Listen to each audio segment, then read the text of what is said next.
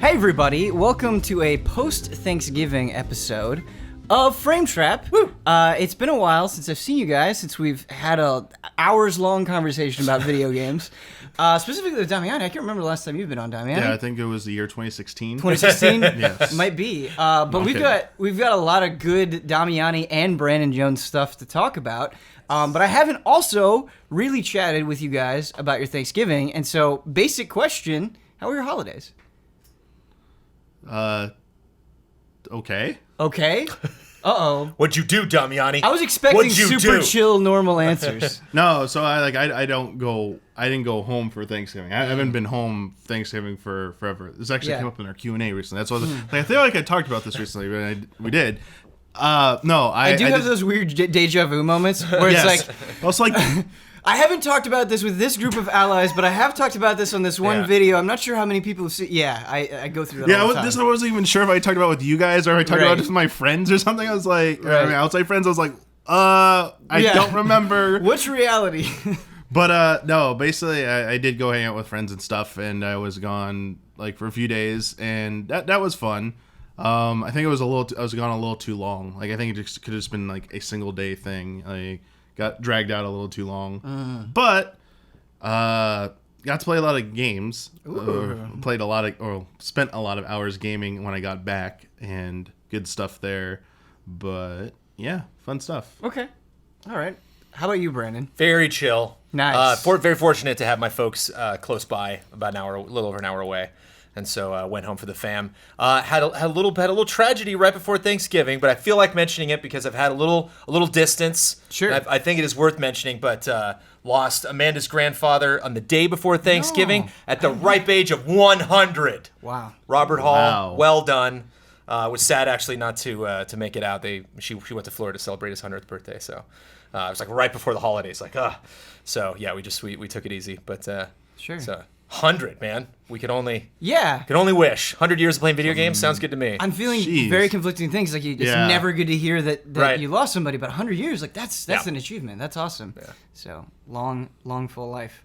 For me, the last couple of years with Thanksgiving in particular, my girlfriend and I are kind of fish out of water because we've decided that like we can't afford / don't want to take time off for both Thanksgiving and then immediately Christmas. So let's just go super hard on Christmas and not go anywhere for Thanksgiving. And so it ends up just being us. And like, we don't know what to do. Like we don't ever cook like a big Thanksgiving meal, and so we ended up going and getting conveyor belt sushi. Yeah, like that was open. Yes. And I told this story on one of my streams, but I don't know if you've been to Kula recently, but it'd been forever since I've gone. And Kula is this conveyor belt sushi place in Los Angeles, and there's a lot of stuff that I could say about it, but like this new thing that they have, or at least new to me, is once you're done with the sushi, you slide your plates into this slot that's at your table, and they like make a game out of it. Oh, yeah. Like on the screen, you've got this little cute man who's taking on a giant squid, and he's like, "Please put in more plates so I can kill the giant squid." And so, like, as you eat more, and we ate a lot, we put a ton of plates in there, and we kill the squid, and then... I've never seen that. That's awesome. Yeah, so we ate a lot. And then after that, there's a snake that you battle, and you do the same thing. And then if you beat the snake, and I don't know if it's, like, randomized at all, I don't know if this is just what we saw, but you're supposed to... There's, like, these balls, these, like... Gotcha, these balls up top. Oh, the gachapon. Yeah, the gachapon balls, and they'll like roll down. They're like, "Here's your reward. Thanks for putting in all these plates." And ours was broken, so we didn't get that ball. But still a cool idea. You didn't demand. They didn't have like the balls in the box in the back. No, they had like a bunch of balls in there, just like didn't come down. But we didn't care that much. So I gotta ask, because you got way further than I've ever seen. Yeah. Are there any like skill trees or anything like based on different? So if you take like tuna sushi, you get a what kind of replay value are we talking here? Yeah. My memory character creation. My memory. No, it's not anything in place. My memory of it is you fight the squid and like a giant circle appears on the screen. And like terrific. You did it, and then you just move on to the snake. So Ben, well, it's like isn't there a World of Warcraft like diner in like China or something? Isn't there like a Warcraft cafe? Yeah, like a Warcraft cafe. There has to be one. It wouldn't surprise me, but I don't know. There has to be one somewhere. I just love if like when you order something, you have to denote Alliance or Horde. And they like chart it in the store. That's a good idea. So you like walk in, you're just like, oh, I was gonna get my Orgrimmar twist today, but maybe I'll get something else. Yeah, you get special menu items depending on like who's winning. Even it out. That's a good idea. I mean, Horde would be on top all the time. What are we talking about? Yeah. People always talk about how there's 2 factions in World of Warcraft, and I always thought that was silly. Like, there's only one option. What are you doing? I was Alliance the whole time I ever played, and we didn't exist. That wasn't a thing. Brandon, I thought you were a Horde brother, and I guess that's right. Night Elf. Hunter. Oh, yeah. I guess I did knew that. Maybe I just wanted to exist in that reality where you were Horde. Because every other ally that plays WoW is Horde. Yep. Okay, all right. You're an honorary Horde. There you go. I'm also excited for this frame trap for 2 reasons, and I think some people are going to roll their eyes, but it's a big deal to us, it's a big deal to me, and I'm also excited because all 3 of us have played it, which doesn't get to happen very often on Frame Trap, and won't happen with a lot of these other games, but with this game in particular, we're talking about Animal Crossing Pocket Camp, and my reaction to Animal Crossing Pocket Camp made me realize how desperately hungry I was for new Animal Crossing. Because it released first in Australia, and I was like, do I go through the process of doing this? Do I then switch over when it comes out in the States? And then it came out like before they released Pocket Camp, they had this like Find Your Perfect Friend little game that you can play, and I played that and I was like, why don't you? The game is ready. You just released the game. And I was just really angry at how much I'd missed Animal Crossing because I think New Leaf was 2012, and I know they had Happy Home Designer, which I didn't really play in between there, and I've heard good things about. But New Leaf was like the last proper one, and this is not a proper Animal Crossing. I think that is the first thing that should be said, and we'll get into. But, Jones, I know I'm enthusiastic about Animal Crossing. I know that you're just as enthusiastic, if not more enthusiastic about Animal Crossing. What is your experience with Pocket Camp, and what is it really? It feels, you know how every Animal Crossing, they have the gimmick? They're like, now there's the store, but you have to leave your town to go to the store. Mm-hmm. There's always like one new twist that they add. This game feels like the twist without the game. This is like, it's only the twist. And the twist being camping. It was something, obviously you're in nature in any Animal Crossing game. It's not like previous Animal Crossings were devoid of fishing and catching bugs and experiencing, the wild. And with New Leaf, I don't know if that was the first time they added the island with like Cappy, who would take you on his boat and go down. I remember if they had that. I didn't really get into the Wii Animal Crossing. It was definitely in the GameCube one. Because we did something with the eShop cards or whatever. Like we did, it was definitely before New Leaf. I know it was definitely before New Leaf. Like the whole idea of like there's another area to go to and see what's over there. Like I'm used to that in Animal Crossing. So like I think the basic structure of it was familiar to me when I first jumped in, but I was not into this when I first started playing it. It has warmed on me every single day. Every day I wake up and jump back in. I'm like, all right, now I'm starting to get like hooked on it. But it's interesting because that's like the opposite kind of most mobile games. Right. Is that they get you right away, being like, oh, this is fantastic. I love this. There's more. And they keep giving me stuff. And I have so many tickets. I can just spend on speeding up all sorts of stuff. And then you run out of tickets. Right. And then that trickle slowly dries. Same thing with, RPGs. You get to getting to level 10 and getting to level 20 are 2 completely different things. Yeah.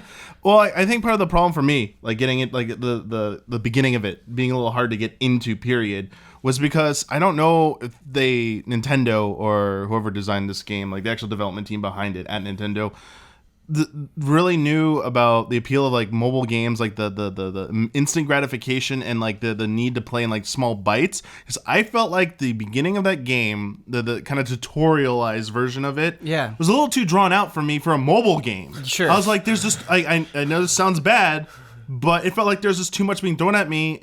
In the time, I was like, okay, this is so slow paced. Can we pick up the speed here? I just wanted to go to like I was like, have I saved? Like I'm really bad at this. I'm still at the point where I don't know if a mobile game has saved my progress or not. Despite the icon, I'm like paranoid to close it out. I'm like, is it gonna erase something? Like that's like how like I'm getting old or something. Like I'm just not in tune with that stuff anymore. You're trying to stick a memory card in your phone. It's like how do I back up the save? But anyway, I was trying to play it in my car, waiting for something to get done with my car, which was getting it jump started last night, and it took about like 40 minutes of waiting, and by the time the guy came around with the truck to jump in my car, I just finally visited the last part of the initial like areas. And I was like, 40 minutes? Like, who's really got 40 minutes to like do all this at the beginning? And I some people might love that, but to me, I mean, there wasn't anything bad about the actual content I was seeing. It was just the pacing was so slow for a mobile game. Right. Yeah, I actually think that's a really good point. I do want to take a bit of a step back for people who aren't familiar with Animal Crossing, but even more so Pocket Camp, because it is definitely its own thing. The loop that you kind of get into, you have this campsite that you can customize and you can buy items, and different items are available at the shop at different times. But really the big loop of it is you'll have these different animals spread around these different areas, like an area where you go and you catch bugs, an area where you fish, an area where you pick up fruit, and you'll go around and they'll be like, hey man, I want to be your friend, but I need this stuff. I need 3 monarch butterflies. And so you go and you capture the butterflies, you give it to them. And then their friendship level increases. And the more that their friendship level increases, the more that your level increases. And you'll get money, and you'll get expanded inventory, which you very desperately need very quickly. And you'll get leaf tickets, the currency that you can spend real money on to get. And crafting supplies. And crafting supplies. So you can't just go get steel somewhere. You have to get steel as a reward for giving people other stuff. Right. Right. That is a very good point to bring up. And these leaf tickets that you can spend real money on, or I do think Pocket Camp has actually done a very good job of giving you a lot of leaf tickets. Oh, I'm swimming, right now. Which is nice. Well, and it's a little bit more generous than I was expecting it to be. And with these leaf tickets, you can either... there's exclusive things that you can buy, which they right out the gate, you can get KK Slider's stool, and a Tom Nook chair, and they will come into your camp. What's nice is you can only have a certain number of animal friends in your camp at any given time. KK Slider and Tom Nook do not count toward that total, nor do they give you any sort of like crafting supplies or any other benefit. They're just there. You can hear KK Slider strum the guitar. You can talk to them. They'll say stuff. It's good. But the loop that you get into, kind of like Damiani was saying, is it's like on a 2.5 hour, 3 hour reset where every chunk of time, every like 3 hour chunk of time, it will switch out people that are scattered throughout the map.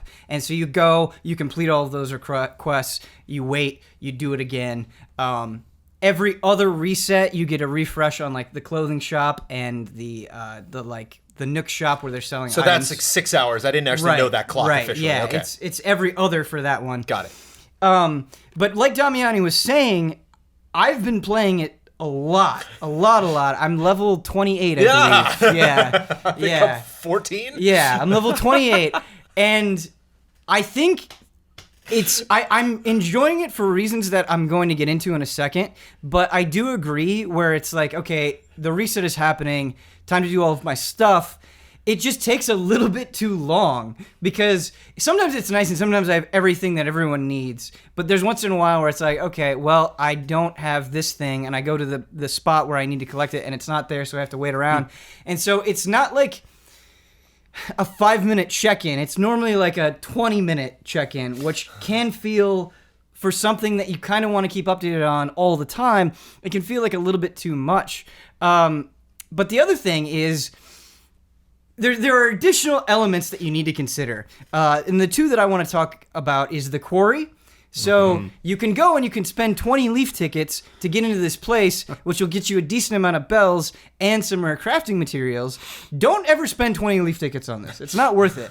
Instead, just friend everybody that you meet and beg them, because if you get 5 people to agree to help you to get into the quarry, you get in for free. But you can only get in for free once per day. I was surprised they didn't nag me about friends that had done that. I thought I would sign in and they'd be like, hey, Brad asked if you could get into the quarry, go help him. Yes. You really got to dig for those. Yes, and so this is something I like. I think it's initially frustrating, but it's something that I do like about Pocket Camp.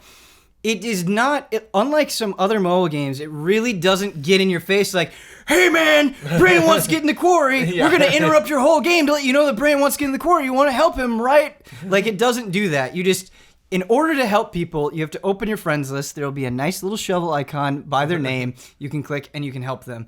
And in general, it's just not invasive about that stuff. Yeah. Like, it's not constantly spamming you. Because what's interesting is a lot of the stuff that you've been describing so far is classic mobile game stuff. That is Facebook. Right. That give us money or get 10 friends to do a thing right. is very, very Facebook. But the thing that I like about Pocket Camp... And way more intrusive. is there's no way for you to chat with other people. Yeah. Like, I'm so glad that when I log in, there's not somebody like, hey man, I noticed you didn't help me get in the quarry. What's up with that? And so... Yeah, no mailbox or anything about that. That's right. Nice. There's no mailbox or anything like that. And there's no... like, your friends are only really interacting with you when you want to interact with them. And so I think that kind of looseness makes it okay, and why I'm like willing to just friend like everybody, because it doesn't become grading like that. It doesn't become tedious, like sorting through all of that stuff. There's relatively a little amount to sort through. The one thing that I don't like is if you want to enlist help for the quarry and getting in, you have to go one by one through your friends list. There's no like, just ask everybody. Yeah. Which is a little unfortunate. But the other thing that is actually my favorite aspect of Pocket Camp is the market box. So a lot of times you'll have an excess of items. So you'll have 2 trees that like double up on fruit. Like mine, I have more peaches and more pears, and only 1 apple tree, cherry tree, that sort of thing, orange tree. And so I'm selling that stuff, and I love, this is one of my favorite things about Animal Crossing in general. I love trying to figure out the economy. I love trying to be like, all right, is it better to sell a lot at a low price or a high amount at a high price, and experimenting with what people will buy and having different things in my market box at different times. It's like, it's so much fun, and you don't have to spend a lot of time doing it. Like, you just very naturally get a lot of items that it is then kind of fun trying to play into this economy, which is really, really cool. Also, I really like the different friends. Like, they can just be super fun. Like, Tex is one of my favorites, where he will like just randomly be like, hey man, I like you so much, I'm going to show you some of my fan fiction. And it's like, this is a weird, dumb thing. But with all this stuff that I'm talking about, there are some disappointments, I think. And I think you're going to be able to touch on this very clearly, Brandon. But like the market box thing, for example, when you go through your friends list and you click on somebody to see their market boxes, you don't see the whole thing. You just see a few things that they have for sale. If you want to see everything they have to sale, you have to go to their camp. And so it's like you have to take this extra step to see what they've got, and that just doesn't make any sense. Yeah, I wonder why encourage that. Like, why is it important for you to go there? What benefit does that serve the developers? One thing I can think of is strain on the network. I've seen, most online games that have like auction houses and stuff like that, it gets a little tedious when they get like the inventories get too big and stuff like that. I'm guessing it could be something like that, which that was their solution, is go over to their campsite. You're in that whatever like instance and whatever, and just go chill there, and it works like that. But it's funny, the market box thing. It's funny that you say like you like that the sense of discovery, and seeing what people have to sale and like sitting through that. Yeah. I wonder how you're gonna feel about that a week or two more from now, because my experience with any game that like has done like limited like market options where you really have to like comb through stuff. It's a nice novelty at first to like see what everyone has. Yeah. It's a little bit more social that way. But at the end of the day, it's just like, I just want to look up this. Does someone have this item? Can I get it from you? Yeah. And that like, I feel like with a mobile game, that like ease of access to getting those items is eventually going to, I feel that might win out over the novelty.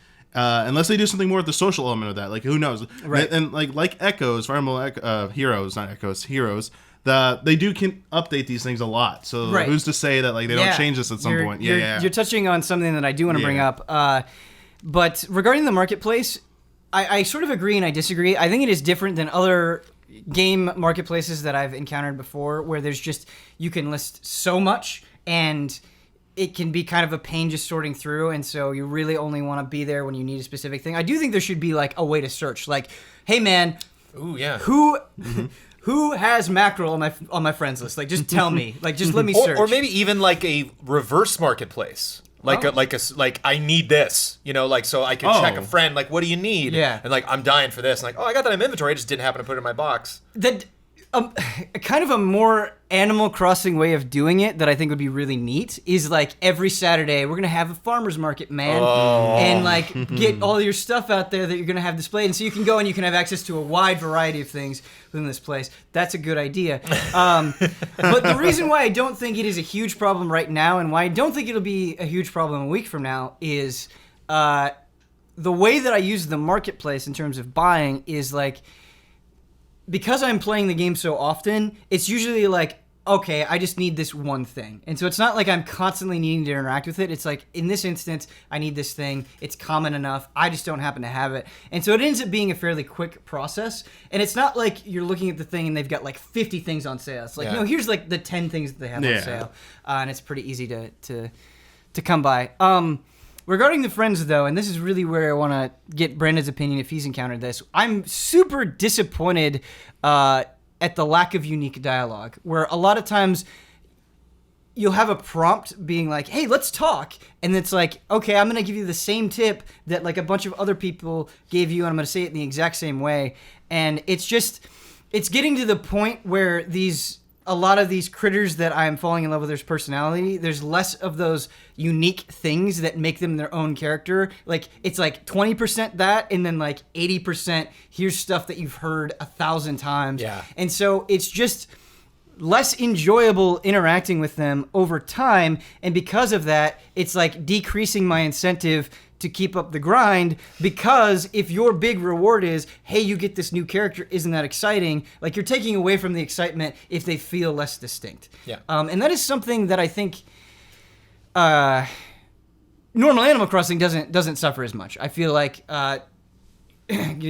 into somebody's house or whatever, or just interacting with them, there's just way more unique dialogue for all the characters. I wonder if that's because the game just launched, right? And I wonder if they're leaning more on having these people be like, hey, did you know you could do this weird thing that you might not even have gone? I could see a lot of like kids getting into this game not going to the other areas, not be like, I need this butterfly, being like, where are the butterflies? And it's like, you gotta go to your map, you gotta go to a totally different zone.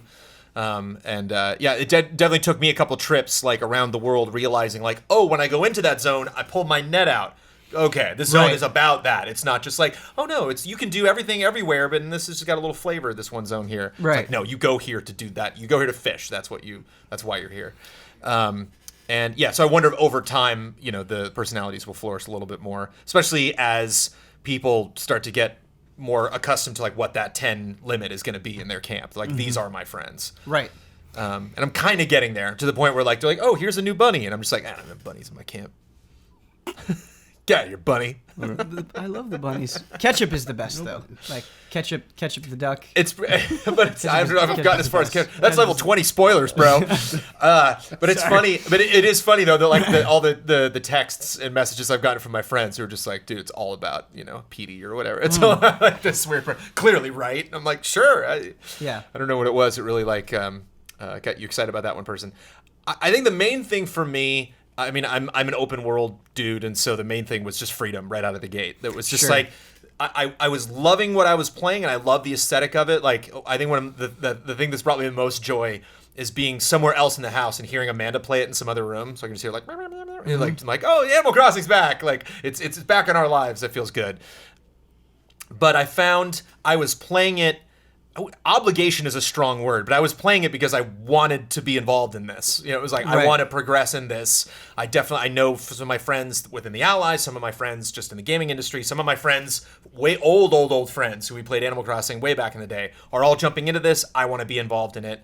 So I was doing things for that, not because this is great. That initial couple hours with that game were not what I would call quote unquote fun. It was just me like trying to figure out like, how is this working? Because in my normal Animal Crossing game, the second I get to my town, I start running everywhere. I'll run to the edges of the map. I'll get a sense of like what the world is like where the river goes and where my bridges are and where people are moving in, what the quickest route to the beach is, fossils, which are totally gone, the museum, which is totally gone. Like, a lot of these things I'm like starting to collect different items and notice the seasons change and different bugs and stuff like that. All that's gone. So it was like, I'm doing this just purely out of necessity, and I'm used to that. Like, I am used to the mobile grind. I'm totally, I'm ready for it. But it's only just in the last couple of days that I've gotten used to how the game is supposed to be played, like you were saying, in like a 20-minute burst. And I think once I've discovered that, I started to enjoy it more and started to get like, this is the pace this game will find in my regular lifestyle for weeks and months in the future. But it was kind of rough going to zones, because the zones themselves, your campsite's fun, but the zones are, they're not like exciting. Like, I don't go to those areas like, wow, this is great. So it's like, cool, there's that thing I wanted to catch, you know. I'm a little bit torn because I think with the way that they have it designed now, where it's like, all right, you're opening up the app, you've got all these things to check off this list. I think it is smart how focused the zones are and how small they are. Where it's like, I can just go here, get this out. I don't have to wander around to like try to find the thing. I know that it's going to be here, or at least know that like it'll be here eventually. I like that. I was also really worried about just the general size of the campsite. Is everyone's going to look the same? Is it going to like not be big enough? Is it really going to feel like I have total control over this tiny little hole? But I've been impressed with the creativity that I've seen from people, and I think there are a really good number of items, and now that the game has been out for a little while, you're starting to see more and more creativity, and I'm having a lot more fun checking out campsites than I thought. Yes. But the things that I was kind of talking about, kind of fiddling with the marketplace, checking out campsites, that's like what I'm enjoying the most. But I feel like when I log in, it's hard for me to like do that. And this is a mental thing. I totally understand. It's hard for me to do that and just like chill when it's like, these people are going to move in 3 hours. You want to do those requests?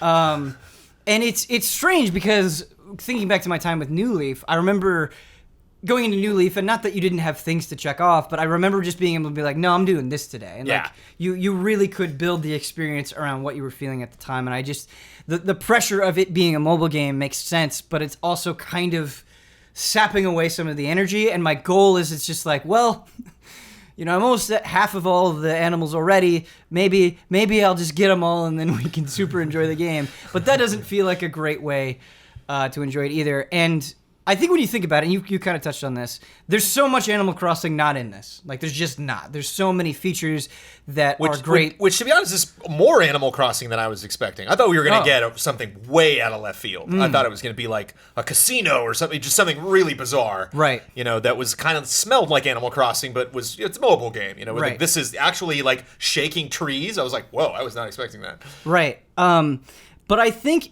it makes a lot of sense, because if they're using this strategy to kind of get people into the core loop, to have them be like, this is Animal Crossing, there's enough stuff to keep you occupied, but not so much that it will overwhelm you. I think that is really, really smart, because I remember having like almost identical feelings about Fire Emblem Heroes, where I played it, I went through the story, and I'm like, I'm done. Like, I don't want to do this anymore. But they updated the heck out of that game. Like, there's so much in Fire Emblem Heroes from where it started versus where it is now. You've got Tempest Trials, you've got voting gauntlets, you've got new paralogs and new story elements being added like on a regular basis. And even with Super Mario Run, like very recently they just did Remix 10, which is a substantially new way of playing that game. Oh, cool. And so I feel like they've done such a good job of updating their other mobile games, specifically Fire Emblem Heroes, that I have a lot of faith for something like Pocket Camp. And I think like the base is good enough that like I'm on board to check that out. Christmas is going to be a test. Right. I want it better start snowing soon. That's all I'm saying. If we get to like March and it never snowed, I'll be like, oh, like that will be an expectation of mine. Mm-hmm. And I think one of the only things that now that I'm like totally comfortable with the groove and like all of my this isn't my traditional Animal Crossing opinions are just gone. Like I've just kind of washed them out, and like I can accept this game for what it is. The market offerings are depressing, man. Like I just you can go to see Kicks or you know any of the ladies that make shirts or you know accessories and stuff like that. The sisters, the only sisters. Because I boot that game up and I'm like, okay, this is great, and I'm like seeing some of my friends and like, oh, my friend's got a cool pair of glasses, and somebody's like, yeah, I'd like to change my shirt. 4 days later, I'm like, I'd like to change my shirt. I'd like to buy a shirt. And I'm like, nope, we're selling glasses right now. No, we're selling shoes right now. And I'm like, I don't even care what it looks like. I just want another. And that was very, very strange for me in an Animal Crossing game to be like, I'd like to just put some style. And it's like, nope, you know, here's, you put a little star on your head. I'm like, I want a shirt. Like, so that was bizarre. Like, not even, to not, like, it's one thing, variety to not get. In Animal Crossing, I'm used to that. But literally, you can't even, that type of item is not available. And might not be until you're sleeping, or I don't know. I want to tell you the story of the plaid rainbow pants, where I have these brightly colored, like red and yellow pants that I bought. It was way at the beginning of the game. I think it was more than 3,000 bells. And I bought them because I'm like, maybe this is like kind of fun, and I don't know if this will show up again. I'm just going to try it. And I bought it, and I put it on just to see what it would look like, thinking I could put on the default pants if I didn't like it. Yeah. And I couldn't. My default pants just went away. And so since the game has been out, and I've been playing every day, I've been stuck in these pants, and I can't change them, because every time I go all the time, unless it's like 4 a.m, there's no pants. I think there are only like 8 pants total in the game, and never seen them. I get glasses, I get shirts, no pants. I think the game is just trolling me at this point, because I have not seen pants. We have you have the catalog, which you can just see what's available, but you can't order it. Like, they should have something in there where if it's like twice as expensive or something, like you can order it, and it takes like a day for you to get it. But you can, if you want something. I can't craft my own pants. I can't, like, I'm just stuck in these pants. And I've done what I can with the outfit, but just gotta make you burn those leaf tickets. Well, they would hook you on there. They don't, but like they should. Yeah. Like, hey Ben, 150 leaf tickets. You can get whatever you want. Would you like a new? Yeah. Would you like new jeans? At this point, I would do it. Yeah, I need those. I love that. Well, because like other people, it's that social thing. You'll go and be like, oh man, that's such a cool outfit, or like, my girlfriend is playing and she changes her outfit every day, and it's like, I can't change my outfit because I exactly have like one thing that goes with these loud pants. I think you're just all spoiled by Mario Odyssey. I think so. Like the ease of changing out. Yeah, going into a game like this, you're just like, what are you doing, Nintendo? Right. What are these mixed messages here? Right. I do want to say one last thing. Yeah. Because I think I played the least of this. I only played through the end of the first cycle, basically. I didn't play anything beyond that. I think I'm only level 3, so I'm really have not played this a lot. I do want to say, with the going off the updates that you say, like, they're obviously going to continue to update this. Right. I do feel like they're going to probably add more features to this over time. Yes. I think they're going to rev it up in preparation for whenever the Switch Animal Crossing is announced and is coming out. Yeah. Because I see this as, like with Fire Emblem before it, this is going to be a platform to springboard off of into the Switch version of Animal Crossing. I was unsure of that before I played it, and it's pretty obvious, when you play this. Like, and I mean, the complaints we talked about with the marketplace, it's like, lore-wise, I make sense why Kix can't be here all week, because I'm just coming by the campsite. You know, my store is back in the Switch version you'll get sometime next year, maybe, you know? That's where we get to hang out every day, you know, with my face on the front of the sign, like, you know. I do also want to say I like how clean the visuals are. Yes, I totally agree. I'm playing on my iPhone 8 here, iPhone 8 Plus. Sorry, it looks really good. Yeah, it makes me excited to see what it's going to look like on Switch. Yep, I completely agree.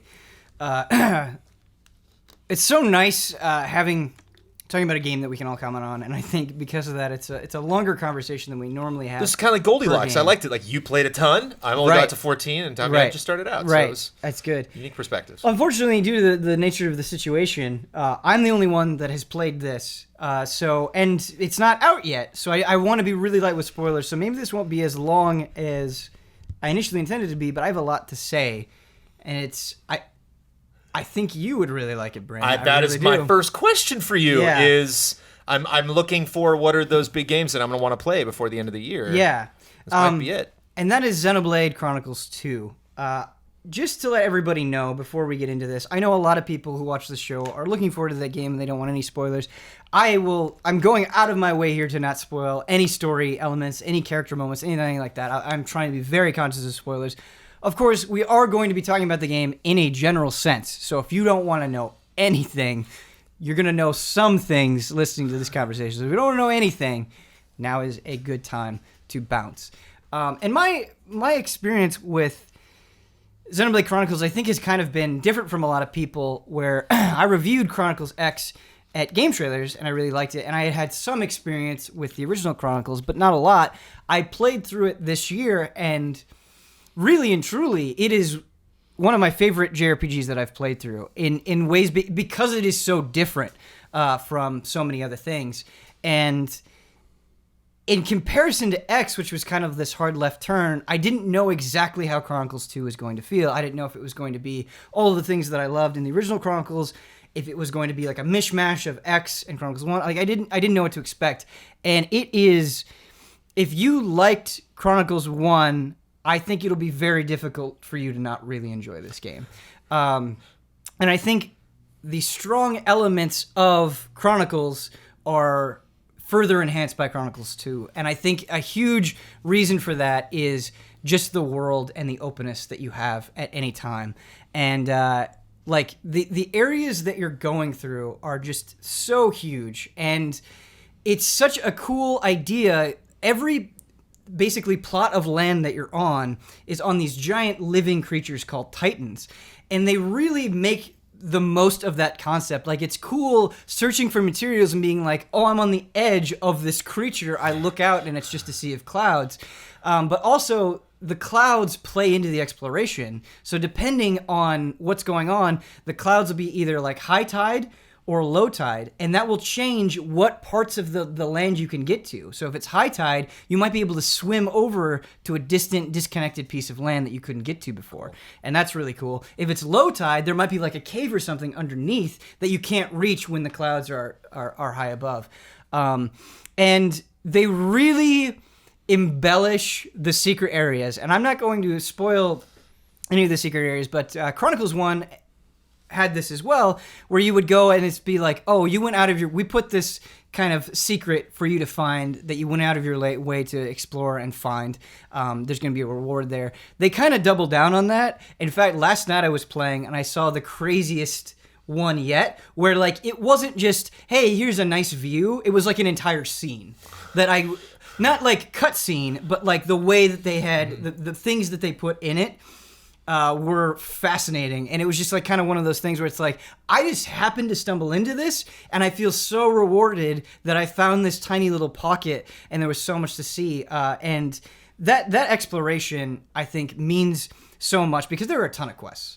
There are so many quests. And I do feel like, in general, Chronicles 2 is a lot better at pointing you in the right direction to go get these things. And there are some quests where you have these blades, and you're collecting all these different blades, and they're sort of like collectible monsters that you have. That's not a great way of describing them, but you'll get these items called common cores or rare cores, and when you pop them essentially on a character, they'll get a new blade, and you don't know exactly what you're going to get.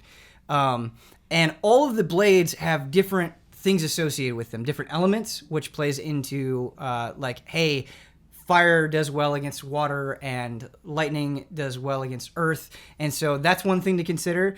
They have certain weapons which will dictate the kind of skills that you can use with that blade. And they also have different field skills, which is exploration skills. So let's say you get to a locked chest, you're going to need blades that have lock picking. And so it creates kind of this loop where it's like, all right, I have these blades that I need for exploration to get, these treasure chests or to open up a new path, but I also need them for battle. And then later on, you can send them out as mercenaries. So you get a whole bunch of missions where it's like, hey, you won't have access to these blades for like an hour and a half, but do you want to send them on a mission? They'll go get you items, experience, and gold. However, each mission has a certain requirement, like you're going to need 2 humans or 2 beasts or whatever it is. I'm a sucker for stupid stuff like that. Yeah, but it gets into this, no one blade accomplishes everything that you need, and you will encounter different challenges throughout the way, both in terms of exploration and in terms of combat, that will force you to mix them up or do different things. And I think that is really, really, really cool. And you get enough blades that you can feel like you do that. I've never reached a point where it's like, I can't progress because I don't have what I need, but maybe I can't get this extra thing because I don't have that right blade. So going out, finding new blades has been awesome. And how do you swap blades? Is that a process? So eventually, your characters can, except for one that I don't really want to get into for specific reasons, you can switch between 3 blades. And so when you're in combat, at any time, not at any time, but most of the time, you just press a button and you'll switch between a blade. So you'll switch weapons, you'll switch arts, your skills, and that plays into the combat system. Cool. And then when you are out exploring, you go into the menu and you be like, all right, I want to set these 3 blades. These are the blades that I have. These are the skills that I have access to. One very quick note, I just want to say that the soundtrack overall has been phenomenal and has only gotten better as I've played. And the environments that I've gotten to have only gotten more interesting over time as well. I think it has been an incredible year for music. I think Nier has an amazing soundtrack. I think Persona 5 has an amazing soundtrack. I think Odyssey has an amazing soundtrack. Like, Chronicles 2 is right up there. Nice. I'm not going to place it right now, but as somebody who frequently remarked during my streams how much I enjoyed the Chronicles soundtrack, I think this is right there with it in a very good way.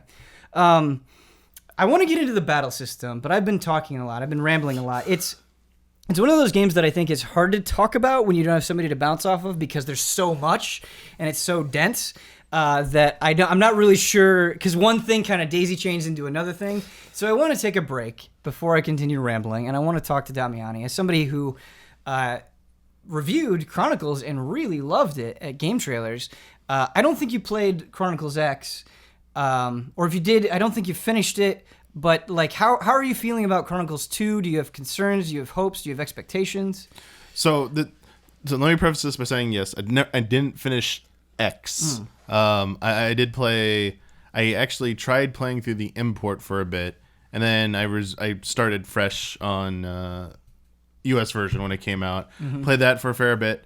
The issue I was running into with X was just a stylistic thing. It wasn't a quality thing. Like, I still think objectively looking at it, it's a technical achievement, and what X does, it's just the style of the game veered a little too differently. It wasn't significant, but it was just enough that it wasn't what I was necessarily looking for out of something called Xenoblade Chronicles with anything attached at the end of it. Right. I think I was like caught up in the mech stuff, and I was like, oh, this could be so great and stuff, which was really cool.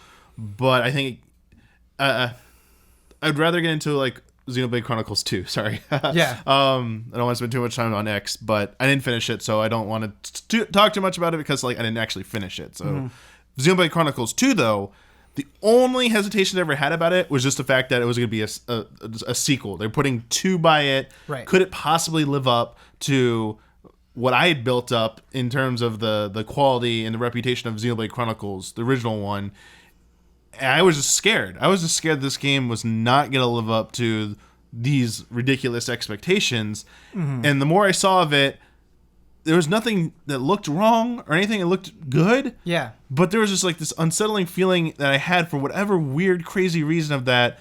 This game, like, if this game doesn't end up being even like half as good as Xenoblade Chronicles, I'm gonna be so like distraught and stuff. Yeah. And I don't know why I do that sometimes. Like, it just gets in my head, and I just feel like I put some like unfair like expectations against the game, especially when like I know like I'm just gonna be playing through it casually and stuff, and I just want to know how it's gonna go down. Right. But everything, like, especially the soundtrack, because yes, stuff leaked or whatever, however they got out there, heard it. Everything I've heard of the soundtrack, as you said, I agree with what I heard. I was like, yo, this is legit. They are doing like everything I've heard. Much I want to say. Yeah, everything I heard from the leak stuff, it just spoke to me. Just spoke to me in the language of Xenoblade Chronicles. Yes, this sounds exactly what I want to hear. In terms of the actual Xenoblade Chronicles 2, 2 questions for you. Yeah, because you talked a lot about like the blades, and yes. I know I don't know if you're allowed to answer this. Yes, and if you don't, you can't answer it. It's fine. It sounds like the one big difference that might bug some people between the original and this one, in terms of aesthetics, is the main character's I'm assuming, inability to change outfit Yeah. like as easily, at least as Right. easily as it was in Xenoblade Chronicles 1. Any piece of gear you swapped out, you saw it immediately Correct. reflected in that. Yep. And to some people, like, they like that immediate change and stuff. Like, it changes up the character appearance enough that things don't look so samey. So I want to know, did that ever bother you for the parts you're allowed to even speak to? Yeah. That the character might have looked the same throughout? Because a lot of games, it's crazy. Like, yeah, the hero looks the same throughout it. But to a game that previously had that option, did it bug you at all, or was it just like not an issue? I think that's a really good question, Damiani, and something that I haven't thought about until now. And I think why I haven't thought about it until now and why it doesn't bother me is the context around the blades. And so in the narrative and in practical function, blades are very, very specific. I am this type of blade. This is what I do. My entire being is kind of wrapped around this identity. And drivers have sort of like their main blades that they're with, and so they kind of talk about how in the story the drivers and their blades are one, and so the way that they present it, it would be the relationship that they build between those drivers and those blades. I think it'd be kind of weird if all of a sudden, hey, this driver is in this crazy outfit now, and so they do kind of contextualize it in that way. I don't think that is the best explanation, but I don't want to go too far. I got you. I think a more concrete defense of it is the blades themselves are the rare blades especially, and I'm not going to spoil any rare blades, but they are so drastically different in terms of style. Like, you'll have one blade that looks like this, you'll get another one that is completely different visually, like done by a completely different artist, that I think you get enough variety in the visual style of the blades that kind of missing that dress-up aspect isn't as hard for me. I think it will be disappointing to some people. Okay.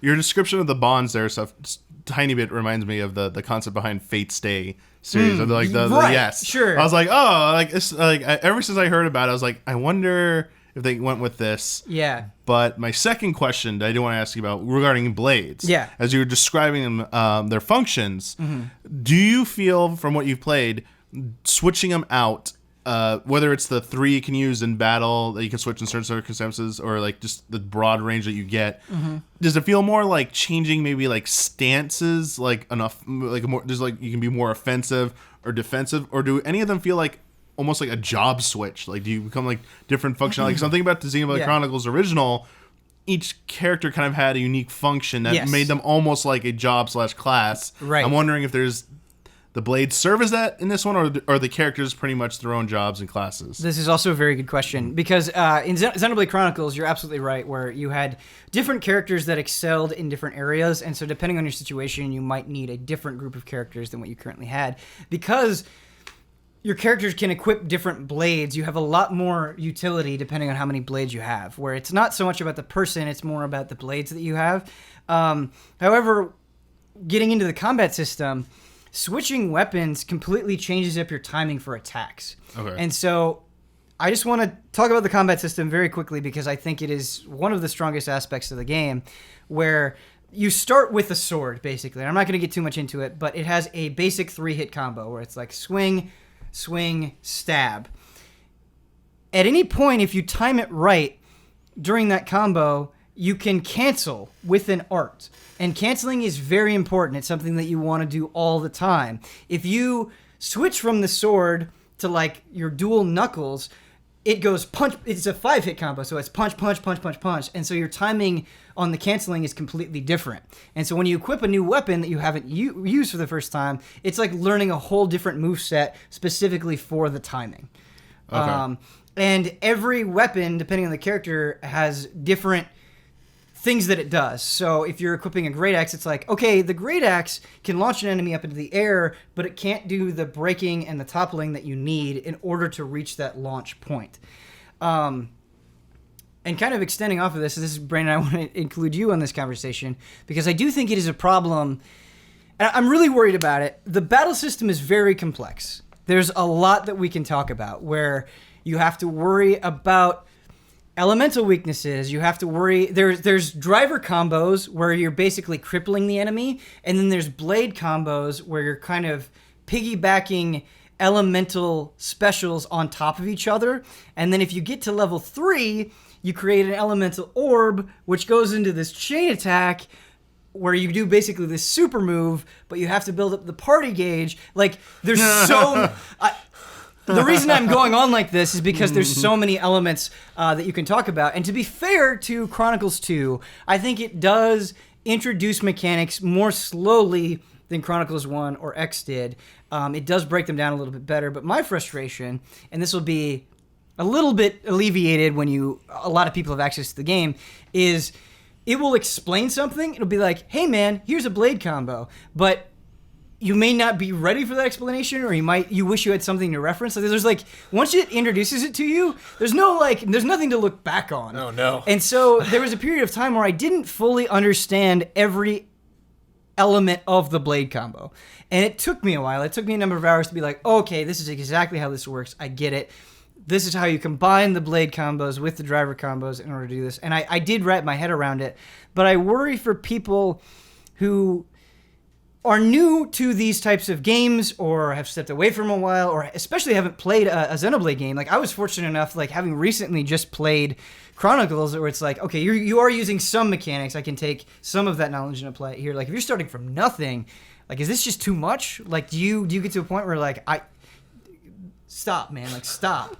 And so I do think that is a weakness of the game. However, now that I've fully wrapped my head around it, the combat system is so much fun. Like, in order to sum it up in a way that makes sense and doesn't use a bunch of game-specific lingo, it essentially is built around combos, timing, and positioning, where you have to build... You're trying to get up to these huge explosions, and when you get to the end, they're like nuclear bombs. Like, the screen stops, there's a special animation.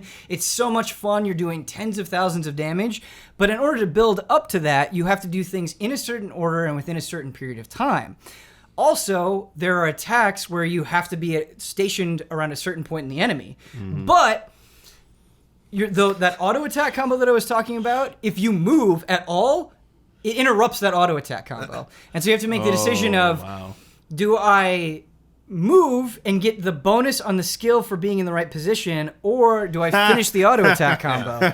And sorry. I know people have been talking about it and how slow it feels, and I do think in general battles take a little bit longer than they do in like Chronicles 1, for example, but it really feels like this great action RPG hybrid where there's so much going on, there's so much you have to consider, and I think the ways that they have evolved it from sort of that basic Chronicles concept is so much fun. Like, you can perfectly piece together this like huge, like, I'm doing 1,000% more damage than I should be doing because I built up all of this stuff in the right way, and it's just so satisfying to see. And the visual feedback you get for doing that is awesome. Like, when you're with your blade and he's like, yeah, we're gonna mess them up, right? And you're like, yeah, and you see this huge explosion. It is really, really, really satisfying. I feel like we need to get a video of Ben Moore's meta, Xenoblade Chronicles 2 meta. And I want to know, Ben, would you use the term DPS in that video? Will you tell us how to do max DPS in Xenoblade Chronicles 2? Well, it's not so much about doing a bunch of damage quickly. It's more about like it's like you're building a Lego set where it's like, all right, I have to stack this stuff in this certain way so I can cash in on it later appropriately. But I've definitely had a couple of battles where I've struggled and it's like, oh, okay, I have to like actually really think about what I'm doing. But it hasn't been too bad in terms of difficulty. And I think experiences will wildly fluctuate because the way that it works is if you do side quests, and boy, there are a lot of side quests. There are a lot of them. I'm not even doing all of them. I'm just doing a fair number of them. The experience that you get from side quests kind of goes into this bank. And when you go and you rest at an inn, you can cash out that experience. And so you'll have these really satisfying moments where you haven't cashed in a while and you go to an inn and it's like, hey man, you want to go up 4 levels? And the levels, like leveling even once is like a pretty big deal. And it's kind of strange because the game says early on, if you want the game to be harder, don't ever rest. And like, I can't imagine doing that right now. But I am curious to see the people that never use that bonus experience. I think that's my question. Always when it comes to difficult battle systems and complexity in RPGs is that, like, is this something that I am going to get better at through the course of the game and then really utilize later when it counts to make certain encounters easier, or maybe reach out and do some encounters, in a Souls way, find those bosses that I'm not supposed to find, that are kind of like off the beaten path. Or is this something that I'm finding the game is pointing me in this direction and I'm trying to beat this boss and I can't because there's maybe some system that I didn't utilize 10 hours ago because I didn't see the importance of it and didn't know it was going to be something that was going to bite me later on, that like, oh, you don't know how to use this one system. And that's kind of the fear I had going through Persona 5, was that like, I'm enjoying this and I'm kicking butt in this turn-based combat, but am I missing something? Is there some system that they just told me that I'm not doing because it's a preference, or am I not doing that and I'm going to suffer for it, further down the road? Yeah, it's a question that I'm reluctant to answer. I kind of want, when the game comes out this week, I kind of want to see people from all over the place who have played a lot of Xenoblade, what they think of it, and people who have never played a Xeno game before, and are they finding it overwhelming? Does the game explain things better to a new player than I initially perceived? I don't really know. But what I can say is, like, climbing that hurdle was very, very satisfying. Like, it was worth the investment, paying attention and learning that stuff in a way that it's sometimes not in really dense RPGs, where it's like, you learn all this stuff and you really don't get a huge benefit. But, like, I haven't even described all of the systems that you, like, we're not talking about trust or all of this, or, like, aux cores, or all this stuff. Like, there's more to talk about. But I think another component that I know is very important for like a Kyle Boston and a Michael Huber, like I've kind of reached a point where if the mechanics are fun in an RPG, that's enough. Like if the story is awesome, obviously I'm way into that, but sometimes the mechanics can just be enough. The story in Xenoblade Chronicles 2, I will not spoil any specifics whatsoever, but I will say it does a much better job of kind of getting you on the hook immediately, making huge, super exciting things happen like within the first few hours of the game, and it's kind of followed this very satisfying step process where it's like, we're going to develop a little bit more of this mystery while answering this question or introducing you to this other major player. And so it's like you're getting a little bit of answers and we're putting another carrot on the hook. And so it's happening really quickly, more quickly than I was expecting in a game this huge and this long. Is there the story itself? Like, I don't know how the payoff, I haven't finished it yet. I don't know how the ultimate payoff is going to be, but I am so interested in learning kind of the bigger, broader mysteries that are going on. And I think with Chronicles, there were definitely moments where I was interested, but there were kind of long stretches where it felt like a lot wasn't being developed. I don't know if that was just because of the way I was playing, but specifically like Chronicles X, there were times where that game just like came to a halt, where it's like, you're just going to be kind of putzing around doing these menial things for a long time, and then we'll get back on with the story. Also, like, the most exciting stuff with the story we're not going to drop into the end. And that's not happening here. I would say, like, story presentation is smoother on the whole. Also, it's not going to be for everybody, but there was a lot of concern about the English voice acting. I think the English voice acting, by and large, is great. Like, there are moments that I think are genuinely funny, well presented. The action scenes are so much fun to watch. I was not worried. I was worried about the English voice acting going in, but now having spent a lot of hours with it, I think overall it's really good. The characters are very endearing, very charming. It is easy to get attached to them. Visually, it is wildly inconsistent, though, I would say. There are moments, there are vistas. Open world. Yeah. I'm used to that. There are vistas and creatures. Like, there was one creature that I'm like, you are filling up the entire screen and you look amazing. And I think the main characters themselves look pretty good. That style is not going to be for everybody. But when you get to the minor characters, they're just really, really basic, like kind of just a blob of color with very little detail. And that gets disappointing. Some of the interiors, like you go through some industrial areas, and it's like, this is just a cube of brown steel with nothing in it. And you're, like you said, I think when you're dealing with huge land masses, you are going to have some areas that are more interesting than others, but it's something that I think people will notice, and I do think is a little bit disappointing when it crops up, for sure. Okay, I rambled a lot about Xenoblade Chronicles 2. It's hard, I think, when you are so excited about a game and you like want to tell everybody everything. But my question to you, Brandon, is like, do you really think that this is a game that you would play? I think I'm ready for this game. Okay. This is the kind of year where it's been very difficult for me to plan ahead what I'm going to be playing because there's so many amazing games. I don't know, like Assassin's Creed Origins was a game like, is that going to be something? I'm not playing it currently, but like, is this going to be time for me to jump in because I didn't spend a lot of time with the last one. And so I never really know where I'm going to be at. The Skyrim on Switch, am I going to be putting a lot of time into that? Like, right. I wouldn't mind going back into Skyrim. Like, what am I in the mood for? And I think I'm at the point right now where there's a lot of things that I want to play, but I don't want to play really bad. You know, like I want to finish Wolfenstein. I want to finish Persona 5. Like, there are games that I want to get back into, but like nothing is really. I have that primal draw where it's like I need this in my life, and I definitely have played those games this year, and so.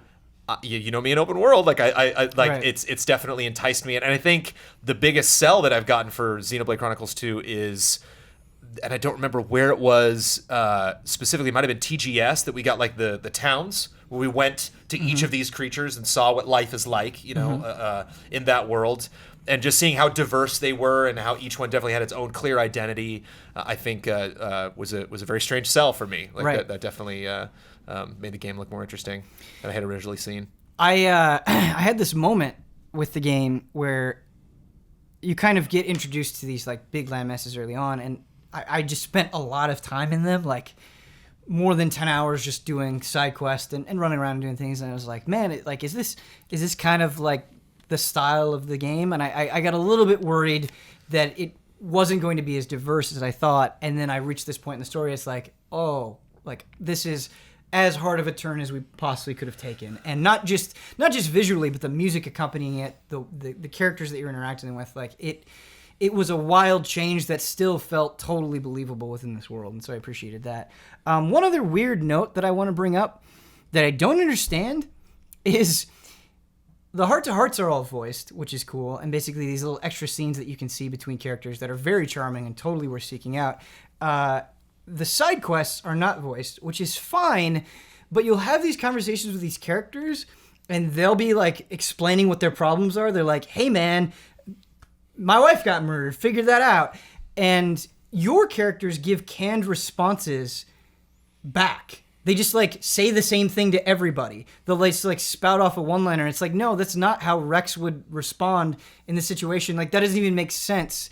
So it's weird that you don't have unique dialogue for that side quest while the person giving it does.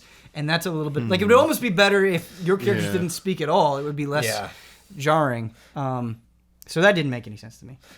But Damiani, any other questions that you have about Xenoblade that I can answer?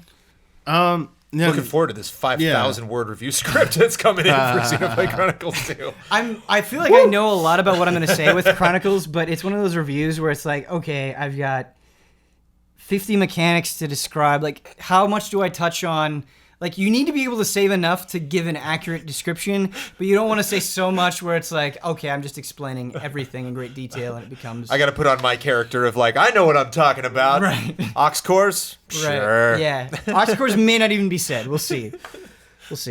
Sorry, Damian, I didn't mean to interrupt. No, I think with it coming out so soon, nothing really else to ask. Just... from what you said so far through this discussion, right? Just a lot of the stuff just reinforces like the good elements that I'm looking forward to in Xenoblade Chronicles 2, which is what drew me so far into Xenoblade Chronicles originally. The notion of being able to like when you talked about being able to explore and find the secret areas, those hidden like things are just like the reward for going off and like just spending some time, not necessarily even a side quest, just doing that. Like that was one of the most like rewarding things I did, and found myself getting lost in constantly in each new zone in Xenoblade Chronicles. And not just Xenoblade Chronicles, like a lot of games that have like wide open zones, I just love to go off in a direction and check them out. Real quick, there was a time when I was playing some MMO just for a preview or something, and Miguel Lopez, former reviews editor, Game Trailers with all of us, came over and watched what I was doing. He goes, why are you just running around these zones and stuff? That's not how you play an MMO. And I'm like, no, these zones look amazing. Yeah. I just want to go look at these things. Because, dude, these like things are like so high level, you get one shot. I'm like, that's part of the thrill too. Yeah. Like, I want to see this, and it's got like it's not really what you're supposed to do, but it's for some people that is part of it. They like even in Final Fantasy XI, like I would do that a lot. So Xenoblade Chronicles, I don't think it's from the original one. There weren't too many moments of serious risks. They did put like higher level enemies in each zone. Usually that like if you went over that area, it's like you should probably stay away from there, but there's usually a very easy path of some sort to get around stuff or some cheese you could do. And like everything you said just alludes to like there's gonna be that stuff. There's gonna be that stuff, and I'm like, yes, like that's the first thing that will hook me in on 2. There are moments, and it's like when I say these secret areas, or even not even just secret areas, like getting to where you need to go for a side quest. It's not like, oh, just go to this area that you haven't explored yet. It's like there are moments where it's like, maybe if I jump down on this thing and I land here, I won't take enough damage to die from the fall, but then if I jump over here, I'll get in this hole. Like, some of these are deviously placed. And you were talking about the higher level enemies being mixed in. That becomes... like, it happens right away where you'll be running around and it's like, oh, there's a level 83 thing. I'm level 10. Will one-shot me. That will definitely happen. But as you go on, I think they get even more intensely mixed with, like, things you can handle and things you totally can't. And sometimes you'll be fighting a thing you can handle, and Rex will be like, a new guy joins the fray, and you're all just suddenly dead. And so that's an element I enjoy, too. But that was a lot of me spewing off. Something that has been on the last 2 frame traps, I think. And so I don't want to spend a ton of time with it, but I really want to get Brandon's impression on it because I think he was a little bit behind us in terms of playing it. Definitely. Is Mario Odyssey. Yeah. Where are you at, Brandon? I got credits. I think I'm a 260 something with the moons. Okay. I am making my second pass on my way through all of the worlds, which you are invited to do. Okay. I thought that was done well enough, just enough of a tease. Like, you'd probably go back. And that definitely opens up all new possibilities. And lore-wise, there's some, like, different things going on in some worlds, and they've changed since you last, visited. Some of those worlds I went through and got absolutely every single moon, even some bonus moons, which I thought was interesting. That like I'd fill up all the spaces for the moons and then get like another one. I'm like, whoa, why wasn't there a space? That some are kind of like extra, super secret hidden moons. But very much enjoyed it. I think it was easy. I think that was kind of one of the surprising things, that there was like never a boss encounter that like I failed. There was like there were very few moments where every time I died, I was like, okay, I just rushed my way through that. I'm being an idiot. But and that was a surprise going through, but like I really like how much of that game you need to play before you get to the end credits. Before that's like, okay, that's the game. Right. That's like the campaign. And then now here's the extra 80% of this game, all this other stuff that you could do. I thought that was kind of fun and inviting for, possibly playing with kids or right. somebody coming in, being their first Mario game, getting that satisfaction of like doing what I set out to do. And right. then now there's all this exploration to be done. I mean, it's a common thing in Mario, but I think Odyssey does it better than some of the other Mario games. I'm not going to spoil it for you or for anybody else, but there's a challenge I'm thinking of specifically that you can only get after you get so many moons that is really worth doing. It's not like so hard I can't do this, but it will definitely take you a few attempts to do that I think is worth seeking out, worth doing. And also when you beat the game in every kingdom, there are more moons that open up, and some of those moons are challenges that are way harder than almost anything else that you see in the main game, and those are a lot of fun to do as well. And so, like, Brandon, I don't know how you feel about it, but it was one of those things where it was like, I got the credits to Mario Odyssey, I finished it, and I was like, I don't need to do it 100%. That was great. I had a good time. Maybe I'll just mess around a little bit more. And then I 2 hours go by. Yeah, and now I'm like 600 moods in, and it's like, no, I'm doing all of it. I'm doing all of it, man. Because the post-game stuff, from a challenge perspective and just from a creative perspective, has been way more awesome than I was initially anticipating. And so, like, I know it's crazy, but... It was a game that I played because I'm like, I need to play this. This is something that will be a very heavy contender for Game of the Year. It's something that I need to have experience with. And the completing of in the time I did was purely from me. Just, this is fun. Yeah. I can't stop playing this.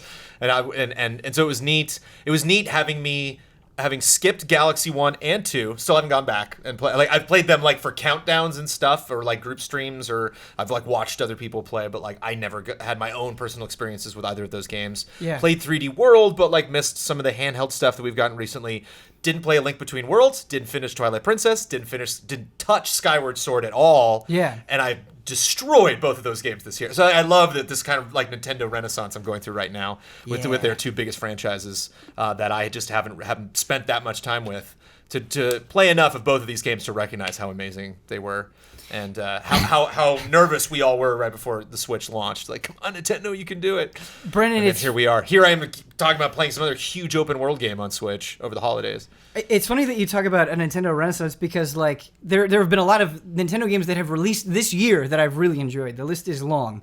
But my love for Nintendo has reached an astronomical height that it has never been at probably in my entire life because of old games. Like, I played through Xenoblade Chronicles this year. I love that game to, like, the heart of my being. Paper Mario and Thousand Year Door is a game that, like, should be required by law to play because of how much joy it puts in your life. And, yeah, and even I finished, like, I'd played a bunch of it before, but I finished Mario Sunshine for the first time this year. And I love that game, too. And like, oh man, like it's made me very, like I have never played through Earthbound, and now I want to do that because I'm just kind of on this things I missed for one reason or another that I want to do. The biggest compliment that I can give that game that I think has been touched on before, but I would like to reiterate because I'm sure you've talked about the music and the creativity of the worlds. Yeah. I'm always curious of like. Because in the end, like, you know, it's like, oh, let's go. You actually get a planet. Like, you're actually, like, revolving around a planet. So it's like, of course, the meta brain of mine is like, is this actually Mario's world? Like, is this, you know, like back in the Nintendo 64 days, was there a cake world? You know, like, I wonder. Oh, God. Is it a different world every time? Like, yeah, I think it's just for this game only. Right. Like, they're not beholden in. Don't think about it too no. hard. And this, for anybody that even played, you know, Super Mario Brothers on the NES is probably like a no-brainer, but like, man, does that game control well. Boy, does he feel good to move, to run around, to throw things. And it's interesting because like projectiles are something that I've always equated in a Mario game to be like completely haphazard, just nonsense. Like even when you're throwing like a fireball, like that thing's gonna bounce all over the place. Right. I like when you take over Hammer Brothers because it's just like, like every time you throw one, they fire off in a different direction. Right. But that hat feels so good, you know, like that just hitting that thing exactly where you want it to, and like and it would surprise me when I would see a target and then just do like a backflip and throw it to my side and nail it, you know, and realize like I don't feel, again, like I'm repeating myself, but there was very rarely a moment in that game where I was like, come on, game. It was just like, no, I'm an idiot. Like, and it would crack me up the way it would emphasize performance anxiety, that like I remember this one thing, I think it was on the moon, where I had to jump between 3 platforms, and so I just had to do the little like, you know, the little Z button kick like right before I jumped. Something I've done a billion times in Mario games, but like right when the timer starts, when I gotta like throw my hat on that thing and then do it now, I'm backflipping. I can't stop, you know. And this is just me. This is 100% me freaking out, not being like calming down and doing the challenge at hand, and I think sometimes that's what kind of not turns me off, but that's why I'm not like, you know, I haven't been such a voracious fan of Mario's work over the years, is that like I like things that have a little more bite-sized periods of progression, not like huge challenge, you got the star, you're done. I can kind of burn out on those. Like if I don't get to the star, that's what happened with me in Sunshine. Like there was one challenge where I was like, I'm not good at this game. Forget this. Well, the difficulty of Sunshine is all over the place depending on which shine you're going and after. So just going into these worlds and knowing, I think, you know, going back through and having everything change. New Donk City changes dramatically, you know, from just a couple things that you do when you first get to that world.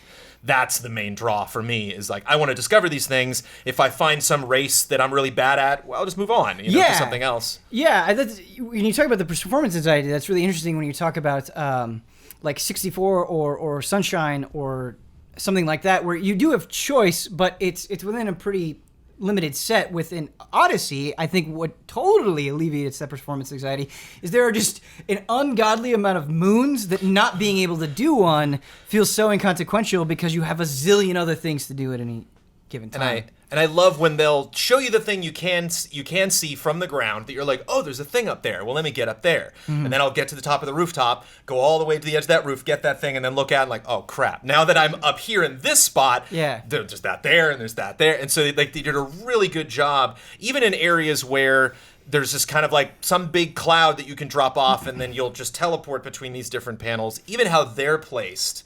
I liked that, when I'd finally get to the end of it, I would just look behind me and like, oh, I can still see the ship. I can still see the Odyssey. I can still see the big journey that I just took to get to this point. They do a really good job of like steering your perspective toward things that you'll also want to do or realize that you missed, or 3 little purple coins down the edge. It's like, okay, well, I'm right at the boss, but now I got to go back because I just noticed something I missed. Very, very well created game. No question. I want to go back to the movement. I want to loop Damiani on this as well, because when I really try to think about it from a, like, what does this game need to work? The way that you can throw your hat, I think, like, by default, you throwing your hat and just basic throw, you need that. Maybe you could throw in the homing attack there and being able to jump on your hat, but you can do so much more than that. Like the spinning, the dive on the hat. There are all of these movement elements that I don't think you need for Mario Odyssey to be considered a great game, but because they have them, because you have so much flexibility with how you move, it is what pushes it from a like great game to an absolutely phenomenal one. And that totally reminds me of Mario 64. Like, you could remove several movement options from Mario 64, and I still think it would be a pioneer 3D platformer in so many ways that you just don't need. And like, how often do you find yourself using those moves now? Because like, I think the single most satisfying thing for me in Odyssey is realizing how I started playing that game and all of the things that I'm doing now, where I'll do like a dive into a roll, into a long jump, into a ground pound jump, onto the thing. Like, I'm just playing it completely differently. Like, I can't think of another platformer in recent memory where my progress can be measured in like moves that I'm performing on a consistent basis. Like, how has your playing changed over time, and how valuable do you think that is to Odyssey as a game? I mean, I'll agree with the sentiment that like the Mario Odyssey made me feel that not only did I have the most freedom with the movement, but also the most rewarding sense of movement since Mario 64 for me. What you were describing, the evolution of just getting not necessarily repetition, but like how naturally things start to become to you as you do them. I guess that's repetition, sorry. But you start doing these moves, and moves start combining them together into like sort of combos, and you're like doing all these sequence of events to get to places like, oh, I can now do that so seamlessly, so easily. It's so natural to do, and it feels really good to do that.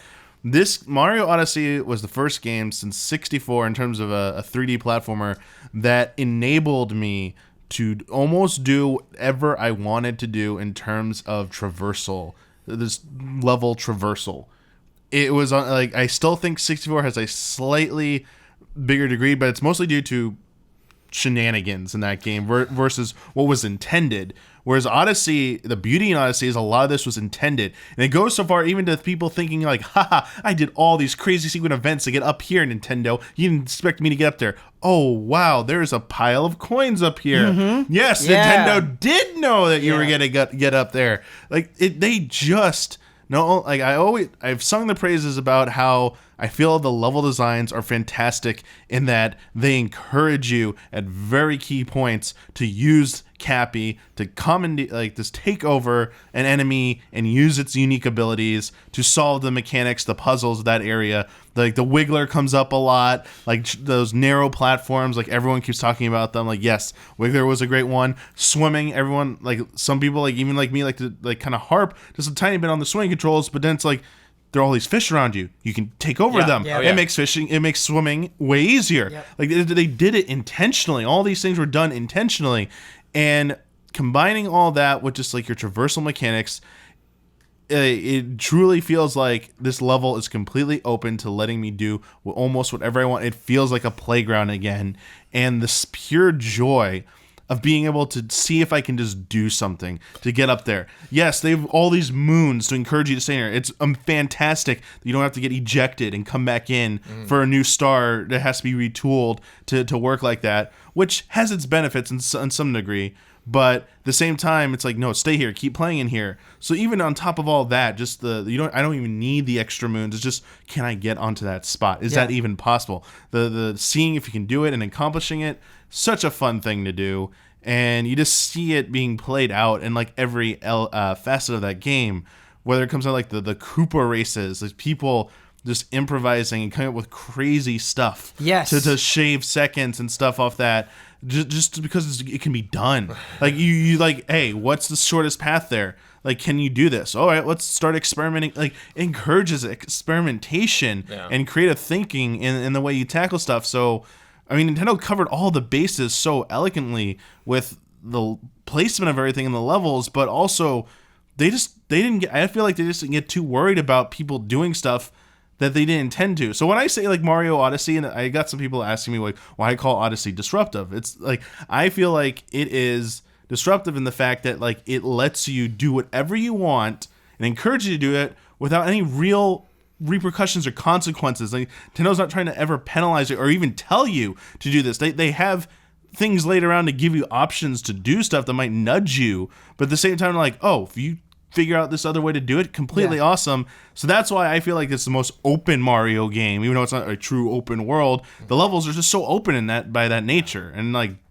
one of the many reasons why I love that game. Yeah, I think that was extremely well said.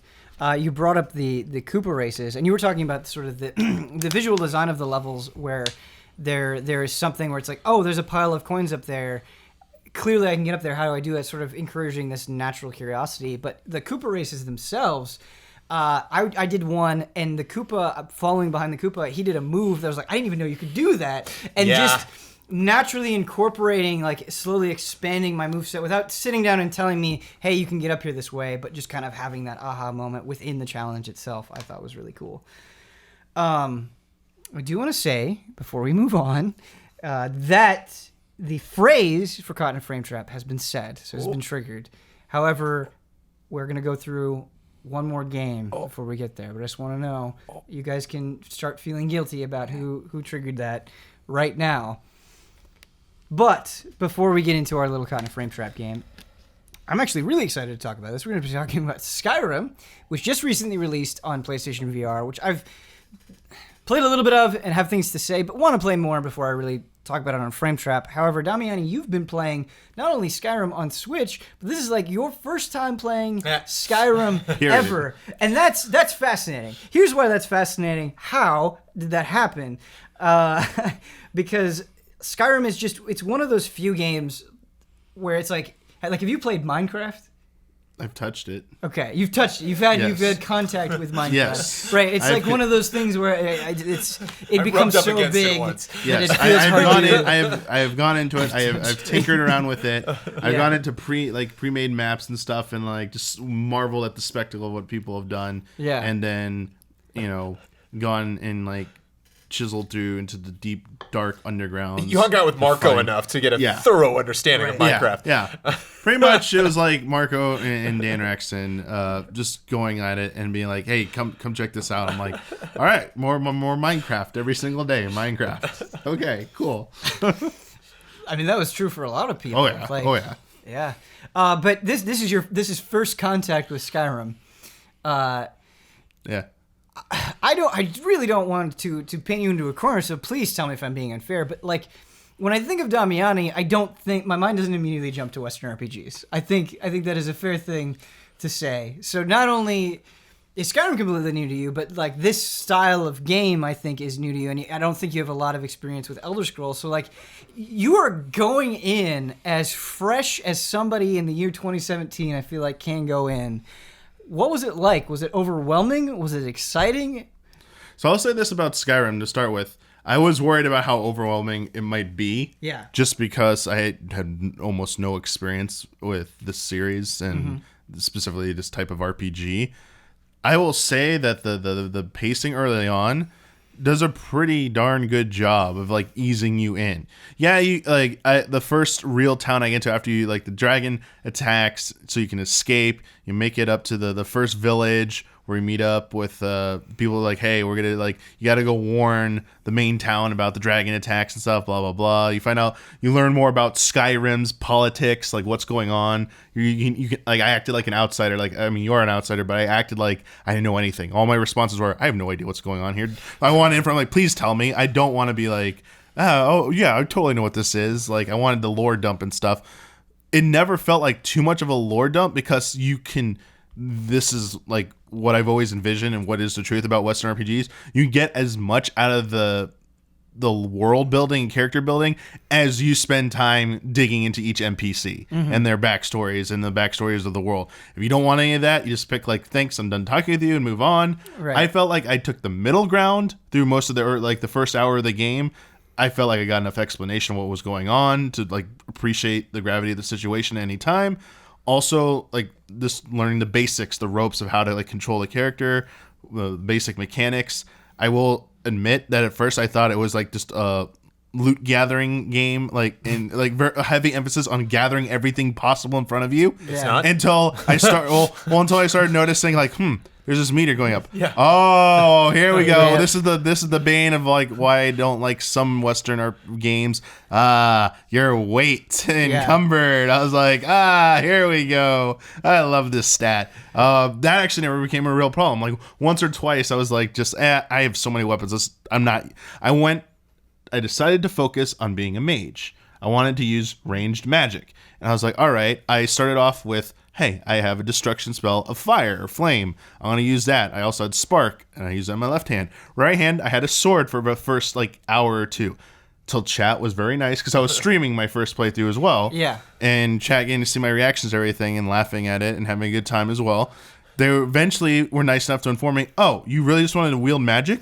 Damiani, each hand can use a specific ability. I'm like, no. The right hand's a weapon, right? Left hand's magic. He's like, no. See how it says like ZL or ZR? Yeah. You actually can assign magic to both hands. I was like, isn't that like a special spell? Like, no. You're cool. Go ahead, do that. So I was like, oh, healing in one, flame in the other. Yo, here we go. Yeah. So just running around like this. Even without knowing like that, like I mean, I still get like that's not a hard concept, but like, yeah. And I found it out early enough on, and the game did explain that. I just kind of like whatever, I was trying to process stuff.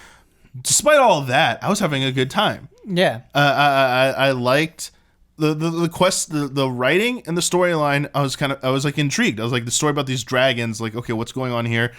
I think the pivotal moment was the first major quest line that they sent me on for the main story quest into like the mountains, into the caves to find some like golden claw thing or whatever from like that some mage was guarding or whatever, and like the mountain south of Whiterun, I believe, is the name of the first town. Yeah. Major town, and like the king or whatever, the lord of that town.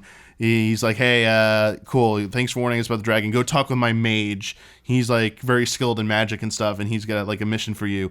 That whole first dungeon sequence proper going, and even the sequence going into the mountains and coming across my first stronghold and trying to infiltrate it, and like, wait, am I supposed to do this or not? Like, I know this is like the trademark of most open world games, and I was still constantly reminding myself this game came out in 2011. Consider that this was all being done 6 years ago, even though you experience it now. This game was doing this 6 years ago. This is awesome. Mm-hmm. The first dungeon was an amazing experience. I had a great time in there. Like, I actually enjoyed it. The first person wasn't bugging me because I was doing ranged. So when I try to do melee stuff, that I think that was another reason that influenced my decision. Sure. Is because that was starting to like cue my motion sickness and like headaches and stuff. I was like, I'm gonna stay with that. Even the third person option, I wasn't digging it. I was like, this is just too weird. This game really needs to be played in first person. Yep. Yes. Well, I will say the pinnacle moment for me, and I'm sure for chat, because they love to remind me about it like almost every day, is I went to a house, small little house, on my first long distance journey to go like into the northwest for something, I forget now. And it was a NPC that started with a D. Like, I think their name was Drella or Dresla.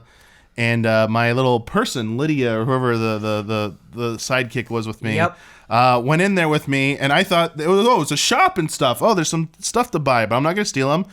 And I heard some dialogue, but like it sounded neutral. The person in the house started just attacking me. I was like, what? What's going on here? And little did I know my sidekick got killed. Didn't even know that. Go run outside. I'm freaking out because like I'm not doing enough damage. Like, okay, I'm not supposed to be here. I guess I did something wrong. I'm gonna run off now. Chasing me like mad aggro, flying play balls. Chases me until like I'm running towards a snow-capped mountain. I'm like, I'm gonna lose them up here. Dragon noise. I'm like, wait, what? Dragon comes out. I'm like, oh crap. I just get wrecked. Like, hey, can I fight this dragon? And I went up there and got wrecked. And so chat was like laughing, like having like a good time. I tried to go fight the NPC again a few more times, completely failed. I even with cheese strats, I'm like, I have a crazy idea. And like chat, like I think chat knew there was a moment the game truly clicked with me was when I was like, I'm gonna go aggro the dragon. I'm gonna aggro the NPC out of the house. When I found out the NPC would follow me out of the house, like, here we go. Out of the house, I'm gonna run over to the dragon, aggro dragon. Will they fight each other? Yes. And yes, after like 6 failed attempts, they finally started fighting each other. And I was like, okay, here we go. I was like, the amount of cheese I can do in this game speaks volumes to me. Oh, yeah. When they told me there's some like sloth-looking like Yeti monster just over that, like, Damiani, you're too, like, it regens health, you can't do it. I found a spot, and they're like, that's not gonna work. And like I failed like 3 or 4 times, and I found another spot, and they killed it. And this guy was like, yo, I didn't know you could actually do that at that level. What? And I was like, all right, I get this game. I never thought about it before, but it makes so much sense.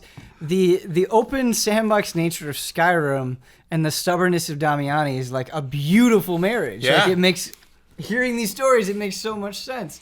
And yeah, you're really reminding me of how creative you can get in that game, and like the kind of stories that come out of it. And that's so cool. Brandon, it's funny because I feel like Skyrim / Elder Scrolls in general is a series that is like made for you. When I think about everything that you tend to be able to praise or get sucked into, like Skyrim checks all those boxes, but I've never, like I was at game trailers when Skyrim came out, and I don't remember you like getting obsessed with it. I don't remember you talking about it a lot. Where do you stand? Obsessed. You are obsessed. Oh man, I played Skyrim like crazy. Okay. I got more into the DLC of Oblivion. I think I like missed out on the last couple DLCs that were released for Skyrim, but it was just because the nature of my job. I was just wrapped up in something else. It had nothing to do with Skyrim not being quality. And the remaster, I think I played for like, I think I streamed like an hour or two, and was like, tempted to go back in. VR, I don't know if, hats off to anybody who does a full Skyrim playthrough in VR. That's intense. Yeah. Who does like 60 to 80 hours in VR. That's that's insane. But I got a copy of it. Super tempted to just go in, because we were talking before, like Mage. I never ever play, whether it's third person or side scrolling or anything. I'm almost always melee or ranged with a bow. But when I went and I played Morrowind way back in the day, appreciated Morrowind for what it was, but didn't get obsessed with it. And then Oblivion was I was so obsessed with that game. And I didn't realize, I thought like the bow was like a side thing. Like, oh, I'm going to have to do melee and then just kind of supplant with the bow. And then I realized, like, can I just use the bow all the time? Like, oh man. So I like went into Skyrim being like, nope. And they were like, here's your sword. I'm like, get it out of my face. Like, here's your shield. Like, nope. And it was so great just to go at bosses that were like around the corner, like, I'm in this room. And I'm like, I know. And I feel like they're super playing into the Brandon fantasy, because then you get like that slow motion, those 6 shots. Oh, yeah. And like, there's a lot of like, you know, where you'll go into a hallway and you'll see like a skeleton just like in the corner, and it's like, oh, I wonder if that guy's gonna pop out of the wall. So I just like arrow drawn, waiting, and he's like, I'm coming out of the wall, and I'm like, arrow, get out of my face. Very nice. So that's one of my favorite things about that you can really pick your style of play and just commit to that and just do that the entire time. I think through Skyrim, I never swung a sword or cast a spell, with the exception of like health, or maybe like a boss or two that required it. But loved Skyrim. It happens with me sometimes. I think it happens with you even more frequently, and I love having you on to talk about those experiences, because I would say maybe once, twice, maybe 3 times a year, there are games that Brandon treats like a blanket, where it's like, I'm going to wrap myself in this. This is all I do. I do everything. I know everything about it. We don't need to talk about it because it is sustaining me on itself. Yes. Those experiences definitely happen. Like Dragon Quest Builders was that, where it's like, listen, man, I got this. And like, and it's always funny because like I rarely recommend those games. Yeah. Like somebody said, they were like, hey, I just saw Dragon Quest Builders $20. I should get it, right? I'm like, well, I don't know you personally, and it might not be your type of thing. So it's like, weird because I'd be like, yes. It's such a deeply personal experience for you, which I really like, and I think I love having those connections with games. It's strange because I think with this job, sometimes that happens a little bit less frequently than I would like. But like, when you talk about something like Horizon, which is a game that you really like, that a lot of us really like, but like we sit down and we talk about it and like, this is good, this is bad. Those games that you wrap yourself in, it's like, nothing is bad. This is fine. I don't need to talk about it. I don't need to say it. Like, it is just, this is mine. Like, this is my world. And I love that. I think that is such an endearing quality. I don't really have a conversation to spring forth from that, but I'm very excited and curious to see what Animal Crossing on Switch holds for you, if and when that comes to be. Anything else you want to say about Skyrim? I was going to ask, like, hey, how is this game 6 years later? It feels like Skyrim didn't come out that long ago. But how is it on that thing? How's it on this little rectangular block? Question. Like, does it feel like the shoulder buttons? You do a lot of shoulder button. Primarily shoulder button in that game, I think. It felt fine. I mean, I tried out motion controls for a second just to see they worked. I was like, oh, okay, they work. Bye. Yeah. Because I'm not a motion controls person, so if you're really looking forward to that, and on the Switch version, it's there. Use Joy-Cons. Do your thing with that. In terms of like how is it and stuff, it's like still fun. Obviously, especially on the Switch version, it shows signs. It shows its age. Yeah. And not just like in the visual department, just in like the coding, like I mean, I joked about it, but it is a thing. The Skyrim jank. You know, there's like weird things that happen. I thought I was being clever, but apparently everyone in the universe has done this. Like since the dawn of Skyrim in 2011, was taking your horse up a mountain and stuff, and like going up, using a horse to go places you're not supposed to go and stuff. I was like, oh, I'm being clever here, and everyone's like, no, everyone did this before. This is old, but it's hilarious to see you doing it and stuff. And then like having my getting off my horse for 1 second, literally turning the camera to look at NPC, looking back, and it was gone. I was like, where'd my horse go? I was like, oh no, like a deer running into like the river, and the current swept it up and it was trying to swim against it, couldn't. I was like, is this supposed to be happening? Went over the edge of a waterfall. I was like, all right, bye dear, I hope you have a good journey. I was like, see you later. I'm really jealous of you because that kind of experience where you think you're being clever and it's funny to you, like that only happens once. Like when Elder Scrolls 6 comes around, you're not gonna have that moment where like, I'm like running up with my horse. And that's such a precious time with a game where like you haven't heard the things to death, like people haven't talked it out, like you don't know all about it. Like it's just kind of you trying something, like being able to feel clever in a game is so rewarding. It's funny because that's actually where I'm at with Pokemon right now. Like as much as I can on the side, I'm trying to like get back into Pokemon in like a real way. And it's like, the last like 4 generations, I have no idea what's going on. And there's like so much for me to uncover. I'm sure you kind of had that happen with Brandon Plays Pokemon, but I love that. It's kind of nice, I think, in video games, like having those things that you're like kind of on the pulse of, like, and then having something where it's like, no, there's like a decade worth of knowledge just to absorb or experiences to have. And I think that's cool. But with that time, Brandon, you said the phrase Forgotten Frame Trap. Would you like to take a guess at what it was? It's been so long now, I don't know. Sure, that's fair. It was performance anxiety. Oh.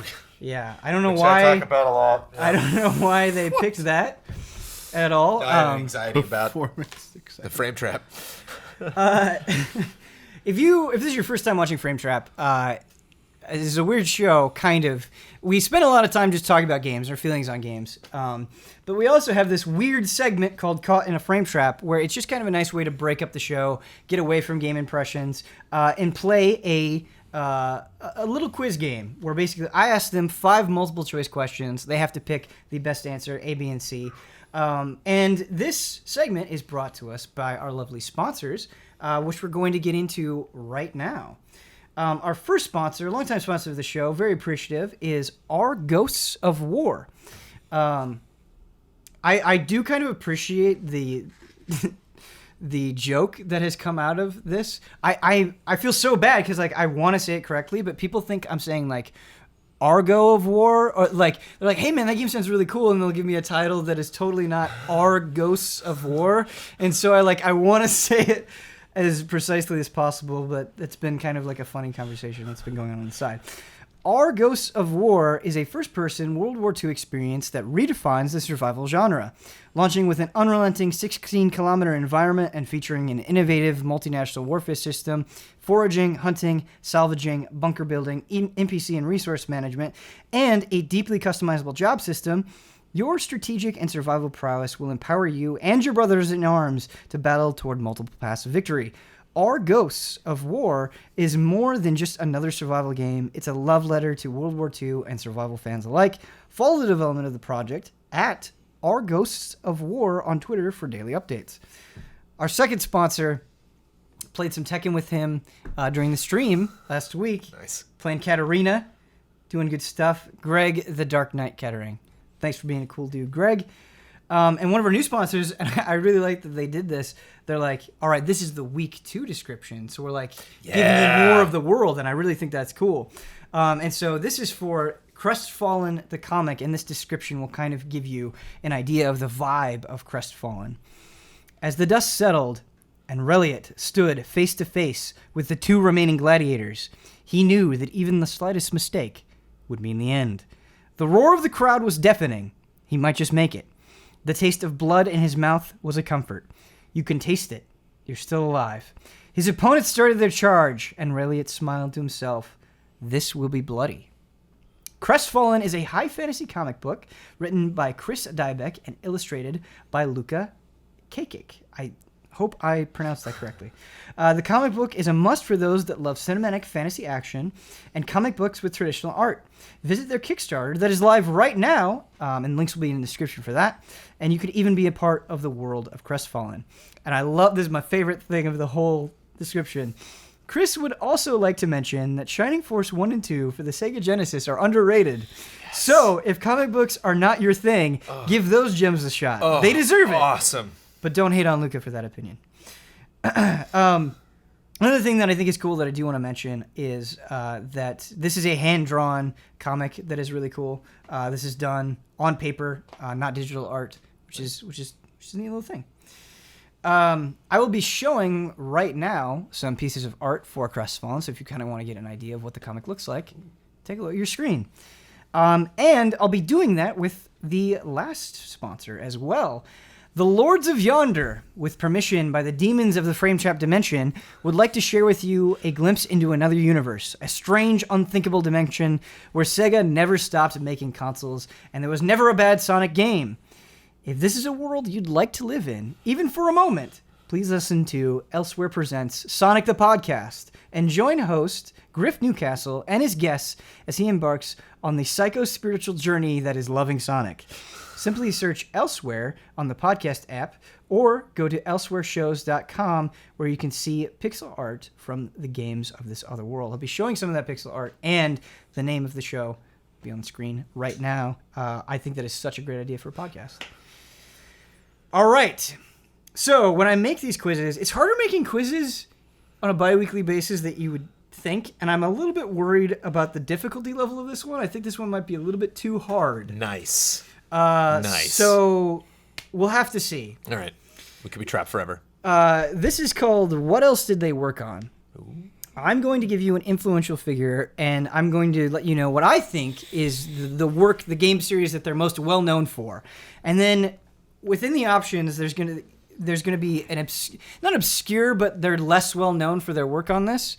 And that is going to be one of the options. Now, the rules are you have to listen to not only the name of the person itself, but all 3 options, A, B, and C, in their entirety before you can answer. Got it. If you would like to answer, you have to whisper HOTTAKE into the mic.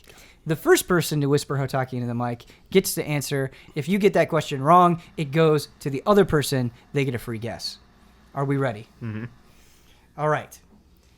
Our first person is Satoshi Tajiri, who has worked extensively on the Pokemon series. directed some of them. What one of these three things was something else that he worked on? A. Dr. Mario. B. Dynamite Headdy. C. Yoshi.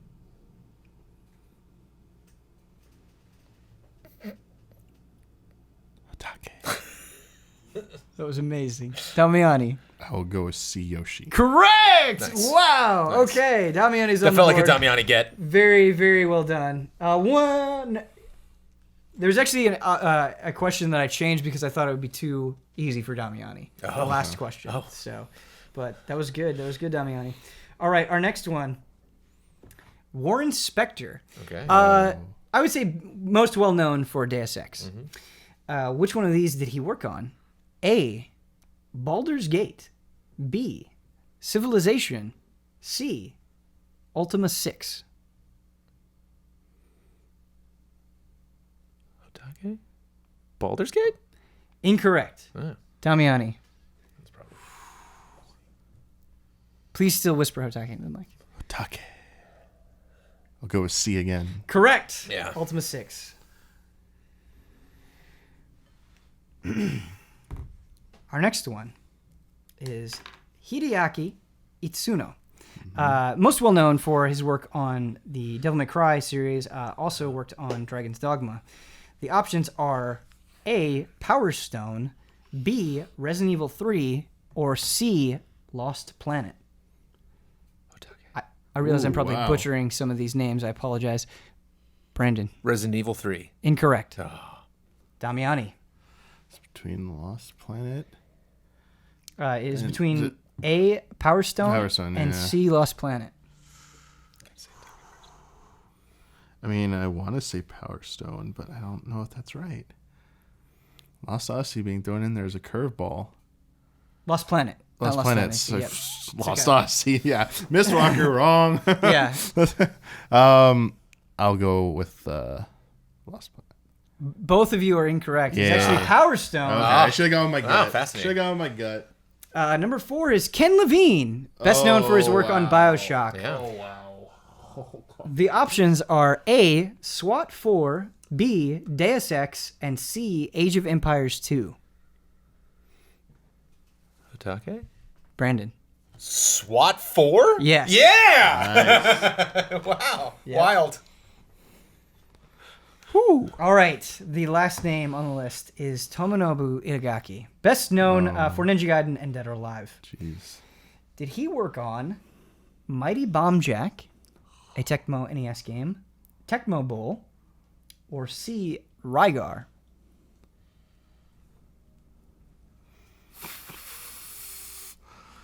What was the first one again?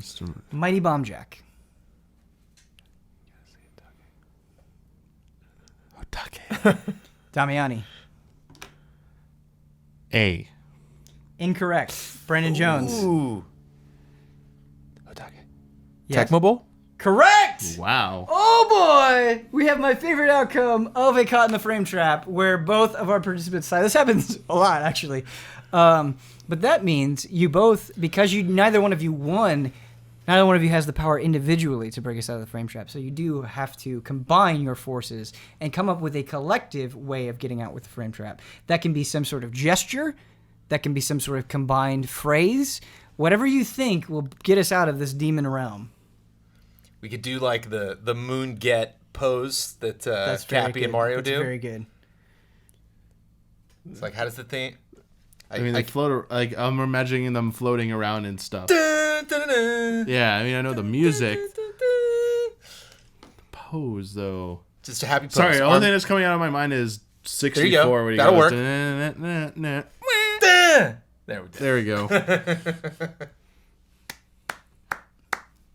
Ben was looking, but we did it. I wasn't. That was on me as a host. I had a doubt in my mind about one of the questions, so I was correcting it. So I'm gonna have to consult with the demons because they see everything.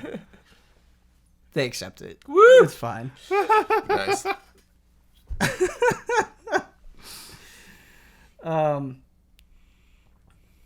I also didn't write down the timestamp for Caught in a Frame Trap. So we're having Botchamania. Not getting timestamps is like brutal. Oh yeah. When you have a show that's more than 2 hours long, it gets brutal. Truth. It just makes it take longer for the show to get up. But we've got more games to talk about. Damiani, I've already forgotten the name of the specific thing, but it is something within Final Fantasy XIV. So recently, let me get this right.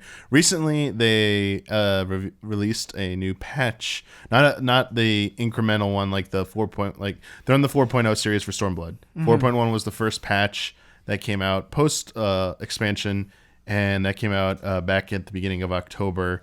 Or sometime in October. But their follow-up, they've had a few follow-ups, but the most recent one is 4.15, which introduced a new PvP mode called Rival Wings. And it is a MOBA-like PvP mode. And by MOBA-like, visually doesn't look like a MOBA. It still plays like Final Fantasy XIV. To clarify, for people who have no idea about Final Fantasy XIV PvP, with the release of Stormblood, they changed how it works. They simplified it. So everything you play in the game normally of any job and class, the complex rotations, they stripped it down to like very bare bones, very few inputs to make it very easy, because they really wanted people to focus on like the action of PvP and not worrying about execution of combos, because some of the rotation to get a little too convoluted. Sure. Even the pared down version of the Stormblood. But 2, they also wanted to encourage people to change jobs, try out different jobs, and not feel like they had this huge, lexicon of stuff they had to go through to become proficient in that job. It's like, oh no, there's like 3 or 4 different like buttons you really got to learn, and you got the basics of that. Is it like a MOBA where like you level up and then get stronger and new abilities over time? So it is a MOBA in the sense that people are calling it League of Fantasy as a joke. That's its nickname right now, because it's all about controlling lanes. Terrible. It's all about controlling lanes. Okay. With in the game they're called minions, but as everyone else will call them, creeps. That will go out from your base, which has your core, which is protected by a shield, which is generated by 2 towers. Each team has two teams of 24 players for 48 total. And you're paired into parties of 4. So you have 4 members who are part of your party, and you got to go basically defend your towers and try and destroy the other enemy's towers so that you can then attack their core and destroy their core. And how you do this is you go fight over mid. So there's top lane, bottom lane, and there's mid. And mid is where there's something called the generator, which generates fuel or your resources. And here we go. And you gather resources to spawn mechs. You pilot Gundams, essentially. What? Yeah, here we go. You pilot, on the stream when I showed off, I told everyone not to tell Ben about this, because you literally pilot Gundams. Like, it looks like a Gundam model. And you go fight normal people or fight other enemy Gundam models. What? So basically, there's, after 50 fuel will let you generate one of 2 different mechs. One is called Cruise Chaser, which is a fast, mobile, anti-personnel, anti-mech unit. They will not do any real damage to the towers or the cores. They're pretty much useless for that, but they are very speedy, so that they can outmaneuver pretty much any other enemy mech, and they will easily mow down people. Like, you can't one-shot a person realistically, but you have abilities to, you basically have the speed advantage and the range advantage over any individual person, because you're so huge. The other mech is this really slow moving, very vulnerable tank buster that fires a big ass rocket that hits the core or hits the towers and does major damage. Basically, it's a Huber missile. Yes, 4 or 5 hits from that will destroy a tower. 4 or 5 hits will destroy a core. But again, they're really fragile. So the point is, you want to escort them safely to their within range to attack the towers, push shove like that. Same thing with the minions. They hit the tower, they do damage to them as well. But then there's a special one. So these mechs are based on raid bosses. They're literally the models from raid bosses from the last raid tier. Okay. So you get to pilot them. So there's the Cruise Chaser, which is really fast. The slow hulking one. It looks like this giant NFL linebacker shoulder pad on these tiny chicken legs with these really fashion style looking 2-pronged boot feet on each one. It's hilarious to watch them. But if you lose a tower, you get to summon something called Brute Justice, which is like Howl's Moving Castle looking, like Megatron, or not Voltron looking, like, you know, Power Rangers Megazord thing that, like, it's pretty fast moving. It looks like the Kool-Aid Man, sort of, for the red team. Like, it just, his running animation's hilarious. You could, like, shoot a mega beam across, like, almost, like, a large size of the map. You do a giant flamethrower that covers, like, huge areas that you just can't escape. And you only get to summon it twice. So each tower that goes down on your side, you get to summon one. So it's basically like, you know, the handicap, basically. Like, it's a come from behind mechanic trying to help the other team from losing, essentially. Yeah. So you can't be winning and then summon one and, like, on top of that. But yeah, it's basically about controlling the lanes to safely escort your forces to take down the towers and then expose the core and then go hit the cores. Also, the last mechanic to know about is there's 2 cannons that any person can mount at any time by the core, just trying to help defend and stuff like that. So that's what I mean by MOBA. If any of that sounded familiar, yeah. I'm feeling really mixed things right now. And the first thing is, this is one of those, like, game descriptions where, like, you're like, Kool-Aid Man, Howl's Moving Castle, flamethrower you can't escape, where I'm having this strange image in my head that, like, I actually want to see it in the game to see how accurate my visual representation is. But also, you told a little bit of a story before the podcast started where you were like, they were using the term creep, and I didn't know what that meant. And oh yeah, so I've never played a MOBA before. Yeah, and so playing through the matches and stuff, they're literally called mammoths. The little, like, these, like, minion figures that are like these kind of like little tiny droid things that just march in pairs of 2 across the lanes to try and damage the other tower. And they encounter each other, they fight, blah, blah, blah. Anyway, they're called minions. Everyone, like, in the game, mammoths or minions is what the in-game refers to them as. But people who obviously know MOBA lingo were started saying, like, oh, the creeps are coming and stuff. Like, creeps are approaching. I thought they were trash-talking us. I was like, oh, wow, like, I guess we're creepier. What the heck? Or maybe because we're creeping up on them. I was like, I don't get well, yeah. They didn't really, but I thought it was us. I thought we were playing to the player characters. Yeah. And someone was like, no, it's the little mini things. Those are creeps. Like, that's the term everyone else uses for them because that's what they're called in every other game. It's another one of the instances of Square Enix in Final Fantasy XIV renaming a term for their own special thing to not be the same as every other game for whatever reason, but just makes things... Everyone just ends up calling it what it really is. Yeah. I also have to say, so Damiani, you and I used to live together for a period of time. When I came down here to do the video game stuff full time in 2013, and that was, like, right around the time where I was very into MOBAs, partly due to Patrick Morales. I was playing a good amount of League of Legends and some Dota 2. Mm-hmm. I haven't really kept up with those things in a long time, but I remember desperately trying to get you to play those things, and I thought it would be fun, and you just hard out, nope, not going to happen. So all we got to do is, like, the things that I want you to play, we just got to find a way to get them into Final Fantasy XIV, and then Mario and Zelda. Okay. But is this something, Damiani, you're going to play more of? Just because you like it, or do you want to get some cool things you can show off in other areas of 14, or what's your future with this? That's a good point. Real quick, I did actually try and play League of Legends once, but I kept running into runtime errors trying to run the client, and I gave up on it. How long ago was this? Like 2 years ago, like before I moved away. Okay. And even Patrick Morales, like, I was like, dude, what's going on with this? Why is it not working? I don't know. Like, do you troubleshoot it? Like, he gave me all the real answers, and it wasn't working for whatever. So I'm on my computer. Now, onto your thing. There is there's a cool reward, but also I would say in general the rewards that you get out of it, like tangible stuff, is a little disappointing compared to the other PvP modes. There is a mount that you get. It's called the Magitech Avenger. It's this giant dark purple looking mechanical ape.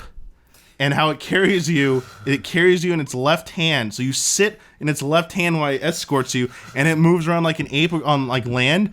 but when it flies, it raises its fist like it's like this is as good of a reward as they could have possibly given. With like a rocket pack behind it, like it's like rocketeering with you through the air. So yes, that's pretty amazing. That is the primary reward. But other modes, that's strictly just for wins. You get a certain amount of wins, you get that. So it's not currency or something? No currency, nothing like that. Interesting. How many wins is it? It's 100 wins. Wow. But here's the thing: other PvP modes have other rewards for certain things. There's the more aggressive competitive mode called Feast of 4v4, like kind of tournament mode. Yeah. A certain amount of kills will get you like a minion and a cool title. Or a certain amount of assist will get you that, as well as wins. Previous modes of the large scale one, like doing a certain objective a certain amount of times would earn you a title. Like there's one mode where you had to like occupy these monoliths by like interacting with them long enough to occupy them. And if you did that like a certain amount of times, you got like, they were called like tombstones of like knowledge or something, and you became like a keeper of wisdom or something would become your title, which kind of went along with the theme. So they're cool titles, minions and mounts, all tied to it. Like it kind of encouraged you to go back and play a different way. Like, oh, I was going for kills this time, but I'm going to go like trying to occupy bases this time instead. So this is just straight up, hey, wins. Wins gets you in participation, gets you everything in this mode, which I wonder if they're going to adjust that also. That's where it's a little disappointing. But in terms of like fun, this is probably the most fun PvP mode I've seen for everyone involved. Just because of how much communication it is forcing people to do with each other. Nice. And the amount of objectives you can do. Like there's so much different stuff you can do at any time and get involved with. That I think is like the single biggest draw to it. However, the matches are only, there's a timeline of 20 minutes. A majority of them go to timeout. It's basically whoever has the most HP left on their towers wins.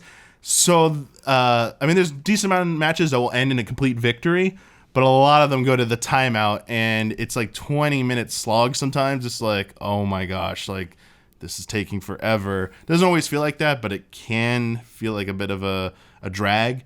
Especially, and I think you experience this in any competitive online game. Like I've heard stories like this in League and Dota and Overwatch about you just get bad teammates and stuff, like bad attitude teammates. I don't want to comment about like anyone's skill and stuff like that. That's a whole different matter. But like bad attitude people, and it just compounds things. It's like it makes that 20 minutes suck sometimes. I've been, I'm not talking about it today on the show. Maybe I will at some point. But this is the first season that I've played competitive Overwatch, and I've been playing more Overwatch more consistently than I have in the past. And, like, it is immensely frustrating when you have 5 people on your team, including yourself, who want to win, who want to do well, and then there's just that one dude, and, like, you need that dude to just do that role. And, like, everyone's being nice, and they're like, hey, man, could you please do this? They're not being aggressive about it. They're not hating on him. And he's just like, no, I'm not going to do it. Yep. I'm going to sit in the back and play Widowmaker and not get any kills. And you're just like, if you just, it's like a super painful process. But Brandon, I have 2 questions for you. Yes.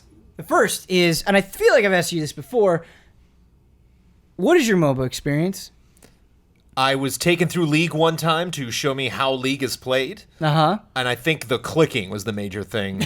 That's how I move. I was like, ooh, I don't know. Huh. You know, and I get that kind of shift that like this frees up your left hand to do a lot of crazy ability stuff. Right. And that's why your right hand's just going to be movement. So you weren't like a big, just based on the description, like you didn't play a lot of Diablo or action RPGs or like Infinity. Okay. So did not just, I had to like ask what Dota was. Like I did not understand the history there. So like had to research that when we got to it.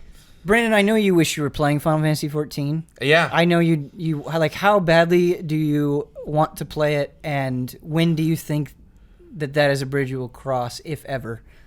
I don't know. Yeah. I don't know what, I mean, we just had a major expansion that I thought they did really well from what I hear. There are a lot of really cool things about that. Yeah. But with such a time commitment, I would have to, it's kind of game that would not only knock out another game, but several games down the road if I really wanted to commit to that. But it is tempting, and I do love it. And you talking about this reminds me of a lot of PvP that I used to do in WoW for specific goals and stuff like that. But I remember the big area in Lich King that was like the big can't remember what the actual name of the zone was. Yeah. But like I think like on the hour, every hour they would have like a specific match that would happen, and everybody would all fly into that zone to participate. I think we need to like make some sort of petition. I don't know what it is, but like when you said pushing out other things, you're totally right. Damiani, I need a period of like 3 months where I can play 14 at the expense of everything else and like feel okay about it. But I don't think you need 3 months. Even a month. Yeah, you're right. Like a month. I need like a month because every month. Everything or no, not do everything, but just to like play through the story of Stormblood, get into because getting into the happenings, I think, is what takes the most time. Like what is really going on with this game? Because I think like going through the story, you can kind of just do it without having a broader understanding of like the state the game is in. But like having that understanding of the state that the game is in and playing through the story and maybe even trying your hand at rating or whatever, like I need like a month. A full month where I cannot play anything else, but every single month there has been something where it's like I cannot miss that. That can't happen. I'm not willing to do that. Speaking of like making time for things, Brandon, we've talked about it before on the show, but like you were playing Fortnite. I feel like a lot of people are playing Fortnite, but you were the only ally that is playing it and has knowledge and understanding of it. And there's something going on with Fortnite that I don't know what it is. Fortnitemares? Yes, it just wrapped up. It was their Halloween event. It was the first thing that they've done outside of the obviously adding the battle royale mode, which is like heads up. I'm not talking about that. I am not. I've tried a couple modes. I enjoyed it. I a lot of times don't necessarily get vested in multiplayer modes that exist for the sake of the challenge of being a multiplayer mode. Like I kind of look for just other elements there. And so I really enjoy Fortnite because of it's mostly co-op, the version that I play. And so that's kind of fun. And it's co-op in a way where if you go in and everyone's trying to do things and everybody's off doing their own thing and they don't care and they're not going to help, it slows you down a little bit, but it's not that big of a deal. You can still do what you're trying to do. Right. But it makes it that much more magical when you get in and you get a really cool crew and people that really know what's happening. And so I just want to talk about Fortnitemares really briefly because I think this year, one trend that I've seen come up in this year that we've talked about Zelda and talked about Mario a little bit, and I think they've done a good job in both of those games. But I think I saw a lot of games this year that did a good job highlighting small things that are typically boring or something you collect just because you feel the need to. Sure. And it was really interesting going into, I don't even remember the name of them. It's been so long since I played Zelda, but just that there's like 900 of them in Zelda, the thing that you discover like all over the place. Korok seeds? The Korok seeds. Oh, Korok seeds. So, but just find just the joy of even just taking a rock and putting it over there. Just adding that one step added some kind of weird point of achievement to something that, like, if I just found that in another game, in a Horizon or something else, where it's like, no, you just got to get to the thing, and then getting to the thing is the challenge itself. Fortnitemares did a really fun job of adding in this holiday, this themed event. And they've added these, but this is the first one, like I said, was holiday themed. And obviously, Fortnite is you against zombies, and so Halloween's coming up, so I'm sure they probably felt like we should probably do a big thing for Halloween. And there were new environments. There were, there's a lot of like collecting that you do in Fortnite. So you're running around these zones and smashing cars to get parts. And that's one thing I like about it is you get like trapped in a house. You can just knock a wall down and run out the wall. But so all of that changed. So now there's like these huge mansions and big castles, and a lot of the objects, even like the trees, looked totally different. So everything was stylized. And I'm even getting in later points of the original launch game or early access version of Fortnite that the environments are extremely repetitive. So like going into this holiday themed thing that was all these brand new elements, going into these little huts, and it's like all these little items like bookcases and tables that I'm searching, even just those tiny things are totally styled just in Fortnitemares. So It's this kind of like medieval times vibe to the whole thing. But one thing that they did that I thought was really effective, that actually I had like a smile on my face going through the whole thing, was Ashley Birch plays, and I don't even remember the name of the character, but plays this robot that's guiding you through the game. So a lot of your objectives, she's talking you through it. She'll say 30 seconds left, or she'll let you know like when these various things are done through your session, which, similar to the PvP, usually lasts around 15, 20 minutes. But the lore of this new area is you're basically trying to find their version of Dracula, and I cannot remember his name, but so all of these zones you were going into had a history behind them, and a lot of these environments that you were discovering and searching had a lore behind it that she would update you on. And so here I'm playing this thing that I'm playing in 15, 20 minute spurts at a time. I'm trying to get a gold. I enjoy this game just running around and shooting and bombing stuff by itself, so I don't need all of this extra lore. But I would have a very like free-to-play mobile game to-do list where they'd be like, find these different types of crypts. And a lot of times when I play these games like this, those are just kind of arbitrary names that they've put onto arbitrary objects, and that's it. Whereas in this game, they'd be like, place these megaphones in the environment. And I could only place like 3 of them, and I had to do like 15 total. So this would take me a couple sessions to do. But every time I would put these megaphones down, Ashley Birch would chime in with kind of a funny thing. Like, she's like, you're putting these down so we can bring in more survivors. So I put one down, and now I'm searching for another spot, a little exclamation point on the mini-map so I can put down another one. And meanwhile, she's like, okay, we're looking for survivors, so I don't know what the heck is wrong with you, why you won't come to our base, why you won't let us help you. We just want to help you. What the hell is your problem? And then, like, I'd put the next megaphone down, and she'd be like, okay, I feel like that last message that I recorded was a little sharp. I didn't want to be that mean. So we just want you, and then like I put down the next one and she's like, well, that didn't work. So maybe I'll try this strategy. And I was surprised how much that helped me going through this process and me enjoying like discovering a crypt for the first time. And I go in and she's like, oh, okay. So according to my log, this crypt was built by this guy who really liked to torture people this way. Well, that sounds kind of creepy, and it's like, I'm not seeing any of that reflected in the actual activities I'm doing. That's just completely a side thing. Right. But I was really surprised, like, again, just taking a rock and putting it over there, how much that added to the achievement, to the joy of discovering these things in the world.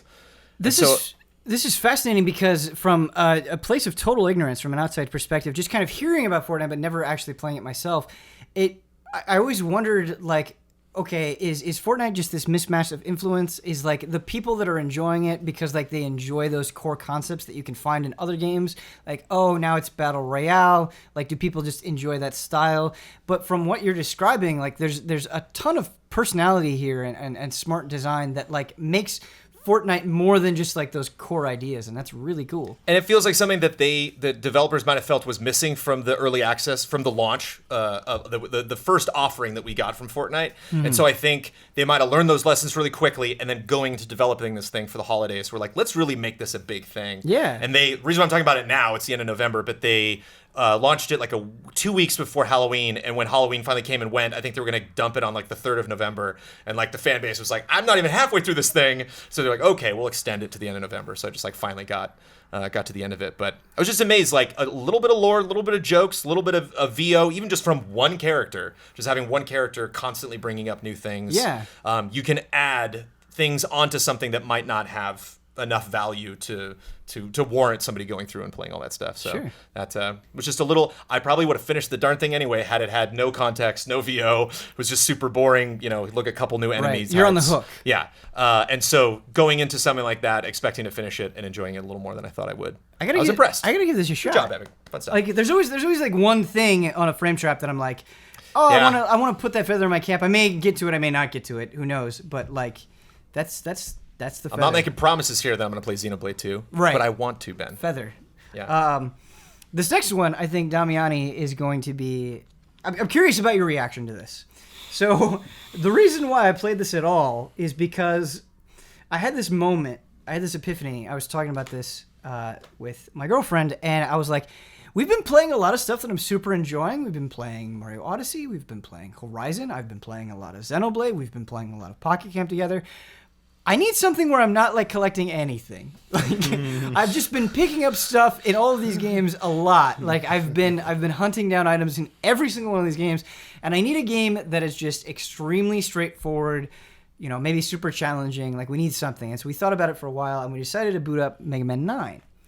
Nice. And I remember playing Mega Man 9 when it came out, and my memory of it is hazy, my early experience, but I think what happened is I just felt a little bit demoralized where I'm like, oh, this is like really soul-crushingly hard, and I thought I was good at Mega Man. Maybe I'm just terrible at Mega Man. And I remember just like not getting anywhere in Mega Man 9, like not finishing stages and just kind of dropping it.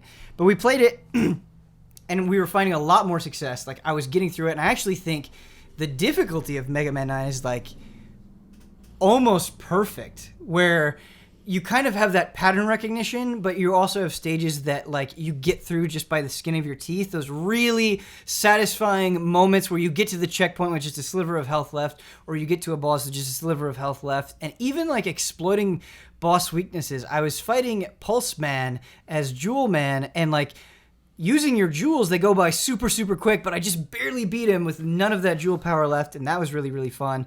And I was wondering, because that is a game where you don't have the slide, you don't have the charge shot, and it's great. I'm like, maybe... there were definitely points where I kind of wanted the slide, but I'm like, maybe we never needed the charge shot. I don't know if that's true, but it was just kind of refreshing in this experience. And, like, the stage design itself is phenomenal. I believe it is Galaxy Man, where you have those things that you jump in and they like throw you up into the air. Where you, trying to think of like the best way to describe it, but you have those things that like grab you and like drag you, and you have to like you have no control, and then you have those elephants that are shooting at the balls. But when they try to suck the ball back in, they suck you in too, and so you have to kind of. To avoid the pitfalls. We finished 4 of the Robot Masters, so we've still got 4 more, and then whatever comes after that. But like, I am just having a blast and a half with it. I don't really have a ton to say other than that this like made the longing for Mega Man like that much worse. And I think when you're longing for something so bad, like I'm kind of at this point with Animal Crossing, I think I'm kind of at this point with Devil May Cry, where like, and definitely with Dragon's Dogma, where like, I'll take anything. Like, if you just want to release Mega Man 11 and it's just like another 9-10 throwback, like, that's fine. I'll take that. I know there are Mega Man supplements out there. I played Azure Striker Gunvolt recently. A lot of people have been talking about Mighty Gunvolt's Burst, which I've kind of messed around with. But nothing replaces the real thing. It never does.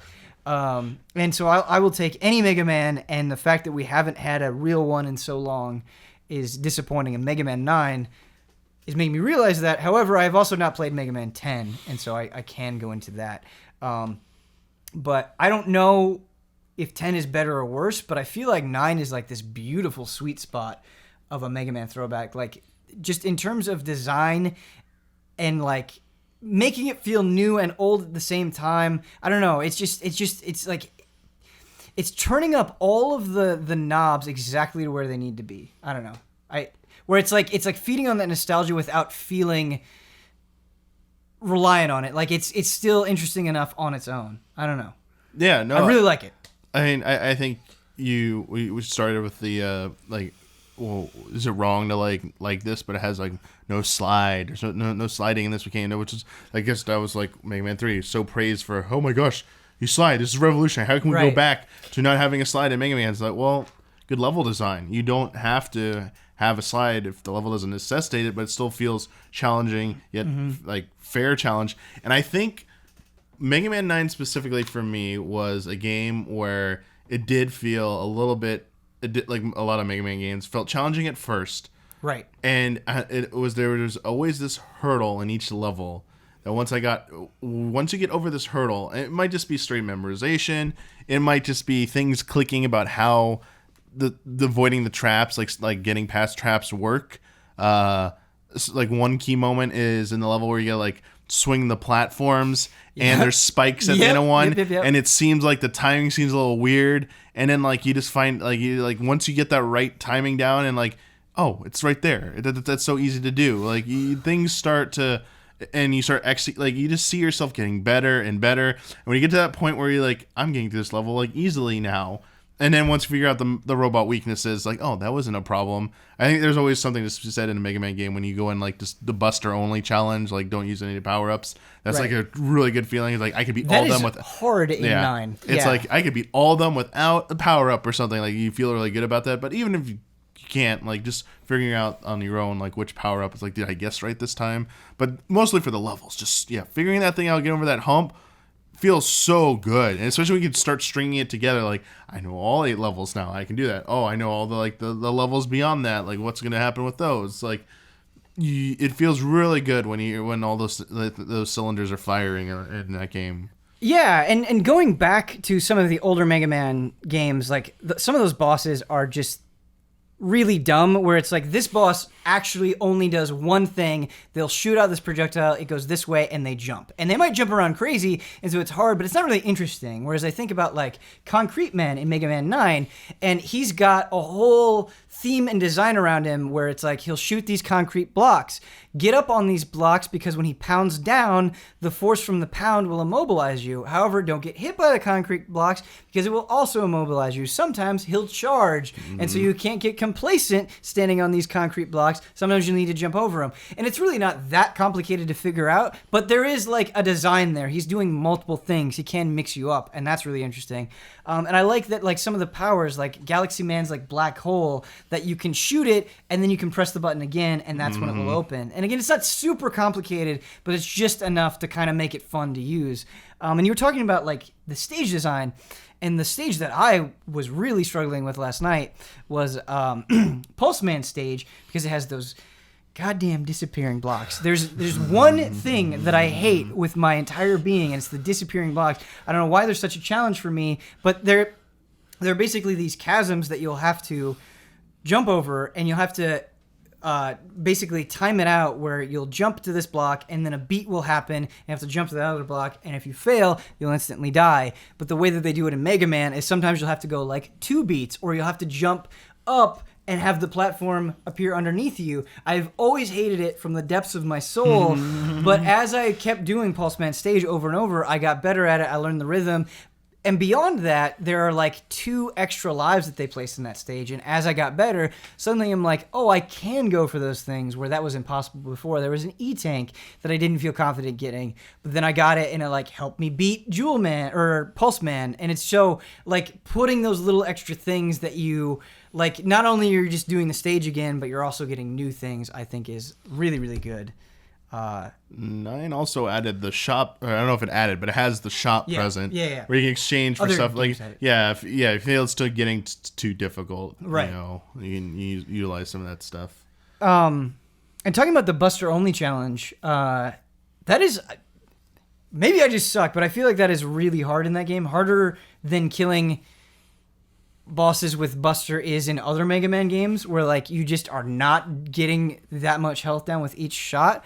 But I do feel like if you are exploiting boss weaknesses, that's still effective enough that like that is a way you can lean on if you're struggling with Buster. And so Damiani, is 10 as good as 9? Because I feel like 9 is really good. I felt like 10 was pretty good at the time, like trying to remember it again. Because 10 adds back in the slide, right? I believe it does, because I don't know if I'm confusing it with the DLC of Proto Man in the first one, and 9, sorry, not the first one. With 9, they added more characters, and yeah, Proto Man could slide, but he took way more damage, so that was the trade-off. 10, I remember like really liking I thought it was a little bit more difficult, maybe. I thought it had some pretty cool level designs. I remember liking the soundtrack as well. It also had correct me if I'm wrong, had like Sheep Man or whatever, like it was whole play on Blade Runner guy, is it Philip Dick, the sci-fi writer, the dude whatever dream, the dude, I don't want to quote the name wrong, and I'm not robots dream of robots or cyborgs dream of electric sheep? Yeah, that. Like the Blade Runner boss space battle is basically a a visual tribute to that or whatever. I was like, oh, cool. I remember like everyone made a video about that when it came out. I was like, oh, okay, that's being hammered to death. We played some of it on something recently. Or last few months. Yeah, we did the Legacy Collection 2, which has someone did like the highway level. I was like, oh yeah, I remember that level. It was like, I don't know how great that one was in the end. I want to say maybe looking back at it, 9's probably the better of the 2 now. But because it came out in such short succession, it felt like it was a little bit of a progression from 9, so it felt like it was a little bit better. But in terms of how they've aged, you were saying how 9 and 10 have aged. Those are the most recent Mega Man games. Is a little depressing thought, considering they came out in like 2009 and 2010. It's like, hey, that's like 9, almost like 8-9 years ago. Ooh, and that was the last time I got a real Ooh, it hurts. Ooh, so it was like, it was just yesterday they came out. Why is everyone? Oh yeah. We got Mega Man Cross Street Fighter. That was a fan game though that Capcom decided to like package and put out. And I liked it, but it was not on the quality of what I'm experiencing in 9. Yeah, it was like the best they could do for like the anniversary or something to celebrate, and they're like got permission to do it, and it was just like This is neat, but where's the next Mega Man game? There's hope. There's hope. There's hope. Is there hope? There was something I thought that was said at some actual panel that said look forward to December or something for more news. No, I can't. Mega Man news, December, apparently. Get hype. Just make another one. Just make another X, please. Mega Man XZY. Fine, I'll take it. It's that time of the show. It's time for the one, the only. Ooh, the Damiani shake was really nice. I've been doing some thinking about the Nintendo Switch recently, and if you go back and you look at our early Switch, like, how is this gonna do? What do we think of it? It's like hilariously wrong, and like everyone was hilariously wrong about almost everything. And I want to break this down a little bit. When the Switch was coming out, there were concerns about the launch games. Yeah. And how, like, this, it felt like it was going to be weak out the gate because of the launch games. And I still think there might be some truth to that.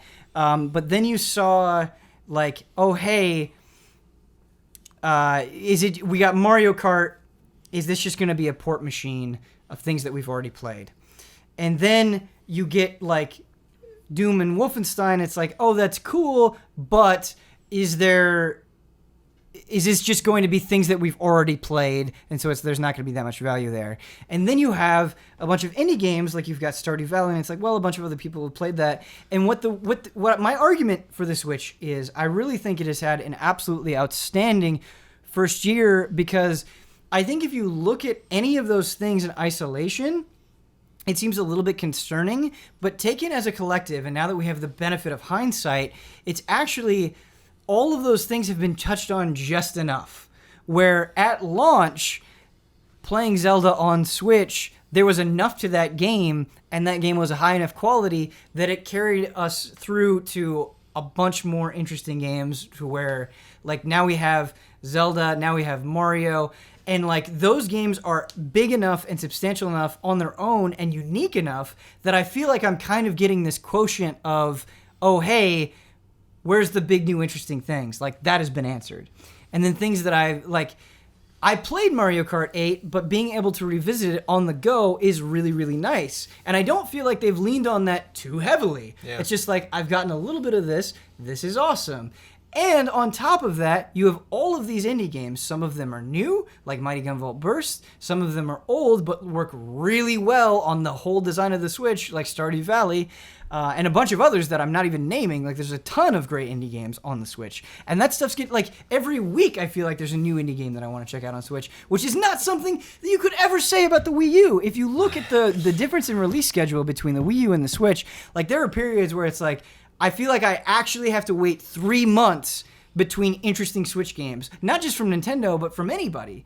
And every week, or almost every week, or seemingly every week, we're getting interesting stuff on Switch. And because you're getting something like Doom and Skyrim, I was worried that was going to be same old, but those games are of high enough quality, and it's been enough time between them, and I can chip away at them on the go, that it's like, no, this is perfect. And so you have this weird hybrid console that feels like it's making all of the right decisions, but previously, like, we were all just very cynical and wrong about it. Like, everybody was just wrong about the Switch, and if you go and you read those articles and you listen to our discussions, it's really kind of funny. And so I want to embarrass this even further. Now we're actually getting to the root of the HOTTAKE, where I think it's easy to get into that cynical game journalist viewpoint again and be like, well, what about 2018? Nope. I think in a year where you have Zelda, where you have Mario, like, you're already kind of cashing out early on. When you don't have that in 2018, I'm not saying that you're not going to have amazing things, does that first year look as strong? And right now, early on in the system's life, where playing something like Skyrim, Doom, next year Wolfenstein on the go has a lot of novelty to it, we haven't really been able to do that in this way before, and those things are better than we expected. Does that novelty wear off a couple of months from now, half a year from now, 12 months from now? Like, the momentum that you're seeing with the Nintendo Switch is this something that is going to last for you personally, and you think just in a general sense? All right. Sorry, I thought HOTTAKE was I misunderstood. I thought you were gonna like speak the whole time or something. No, I totally forgot. It's been a while since I've been on, so I was like, this is bedtime right now. Yeah, no, I want to give context for the HOTTAKE, but sometimes I get carried away with myself, and I think that was definitely an instance where I got carried away. No, totally awesome. Yeah, so I do see what you're coming from. Exactly. That is like what everyone's waiting. It does feel like that's what everyone's waiting to pounce on. It's been like an ongoing thing. The Switch has had a phenomenal first year, and it's not even over. It goes to next March. There's still 3 months. 3 months and change left for what else could come out for the Switch. And at each milestone, there's just been everyone's been guilty at some degree at some point. People have come around, I think, and been a little bit more level-headed as time has gone on, but there's still people who like to jump on what I call like the negative bandwagon for Nintendo because probably from its history, from the previous generation of everything that went wrong with the Wii U. That's probably why everyone was so negative at first, right? With the Switch, because everyone's like, you need to prove to us wrong, Nintendo. It's the onus is on you. You need to do what you say you're gonna do and show us that we're wrong. And I think it was okay to be a little bit skeptical about like the launch. I mean, Zelda was pretty having Zelda there is pretty strong. But each milestone, so it's like, okay, Zelda comes out. What do you got next? Oh, Mario Kart 8. That's just a freaking Wii U port. Whoop-de-doo. Mm-hmm. That's your big answer for what's going to carry us for the next month or so? Holy crap, Mario Kart. Whoa, everything's in here again. Oh, a few new things. Oh, it's really good to play this on the go. Oh, I forgot how much I just like playing Mario Kart. It's still a great game. Okay, cool. And it's like, all right, what do you got next? It's like, oh, hi. The month after that was like, Ultra Street Fighter 2, which everyone's like, there's Street Fighter 5 out, and you're talking about Ultra Street Fighter 2, and then even Capcom's like, yeah, this probably is going to sell. And it sold. And Capcom's like, whoops, games sell on the Switch. Right. We got caught their pants down here. It's like, we need to start making Switch games, but sorry guys, it's gonna be a year. We weren't really prepared for this. So that was like the next one, like, what do you got for us? It was ARMS, like, oh, hi ARMS, what's this game? It, for better or worse, like it was like good for when it came out and entertaining. Right. New IP, yep. Like Nintendo taking a chance, made it work. As you saw, the lifetime sales so far, it actually has sold okay. Like it's sold over 1 million copies worldwide. Then you had Splatoon 2, which is huge and still ongoing. Yeah. Because it's awesome. Yes, and they're still supporting that game because that is a great game that started on Wii U. So they're like, hey, maybe not everyone got a chance even on Wii U. You know, it's Splatoon 2, like, we got to reintroduce people to this again who missed out on it. You had that. Then you had Mario plus Rabbids. Like, where did this come from? Oh, it got leaked. It's true. Whoa, this is going to be the dumbest thing ever. Really? Yeah. Mario, like, that was the next thing. Everyone's like, oh, Mario and Rabbids. Oh, this is the end of Nintendo. This is going to blow up in their face. And I was like, holy crap, it's good. Look at this. It looks like XCOM with Mario and Rabbids. Okay, whoa, the Rabbids are dressed like Mario characters. Oh, this works. And I was like, whoa. And then, like, then it was like everyone knew Mario was coming out. That's great. But then the most recent thing I think was the what people were getting skeptical about was like, here come the third party ports. We remember Wii U. We remember Mass Effect 3. We remember Batman Arkham. Not Arkham City. Arkham City. Yeah, and it's like those games were such like lazy ports of year-plus old games. No one cares about that. And it's like, wait a second, playing these on the go. With competent ports, it's actually pretty appealing to people, apparently. So now everyone's like, we don't have that. So sorry it takes so long. No, but to get to your thing, and now people are like, oh, they all, like, I hate, I'm using a redundant term, not redundant, but overused term here.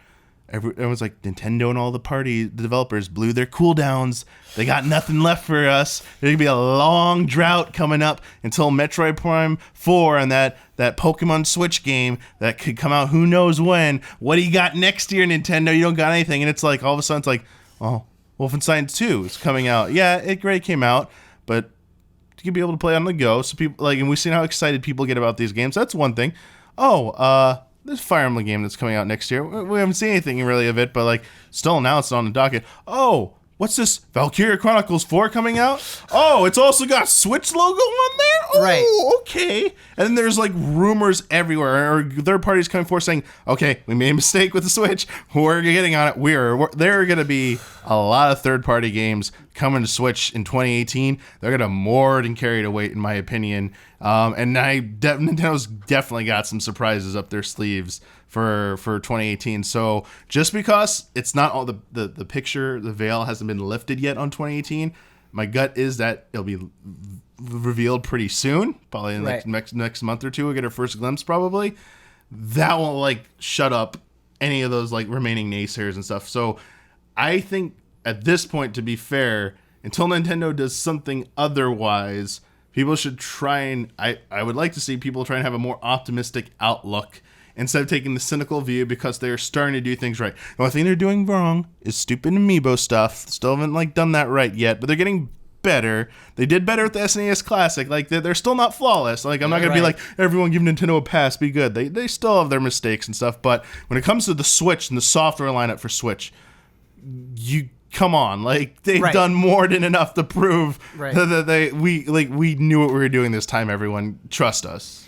I want to talk really quickly about something that I feel like is happening with the Switch that we haven't quite seen.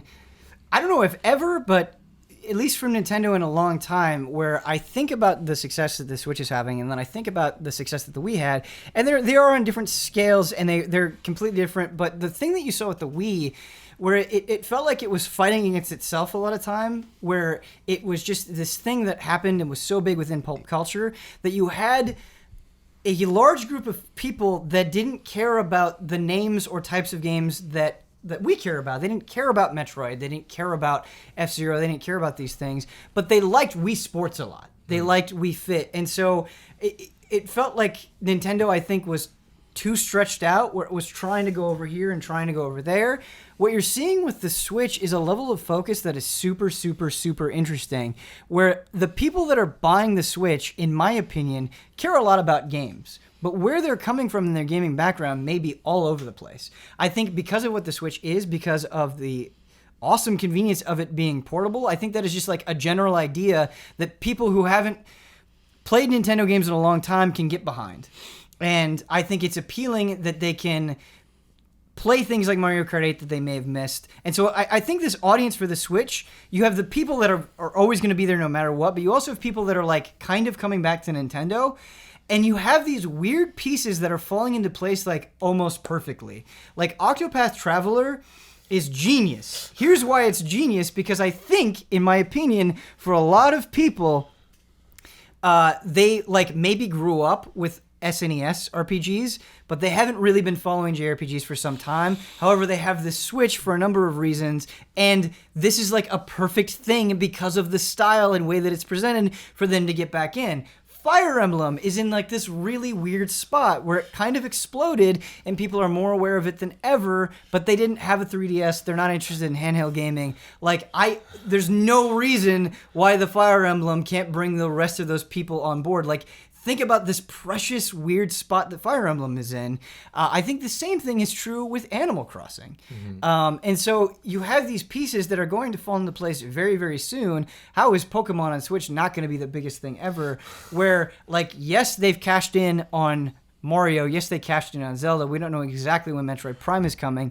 But because of the ease of access of the Switch and how so many people have it for other reasons, I think a lot of people like have heard about these things, and because they're coming onto Switch, they're going to give them a chance for the first time.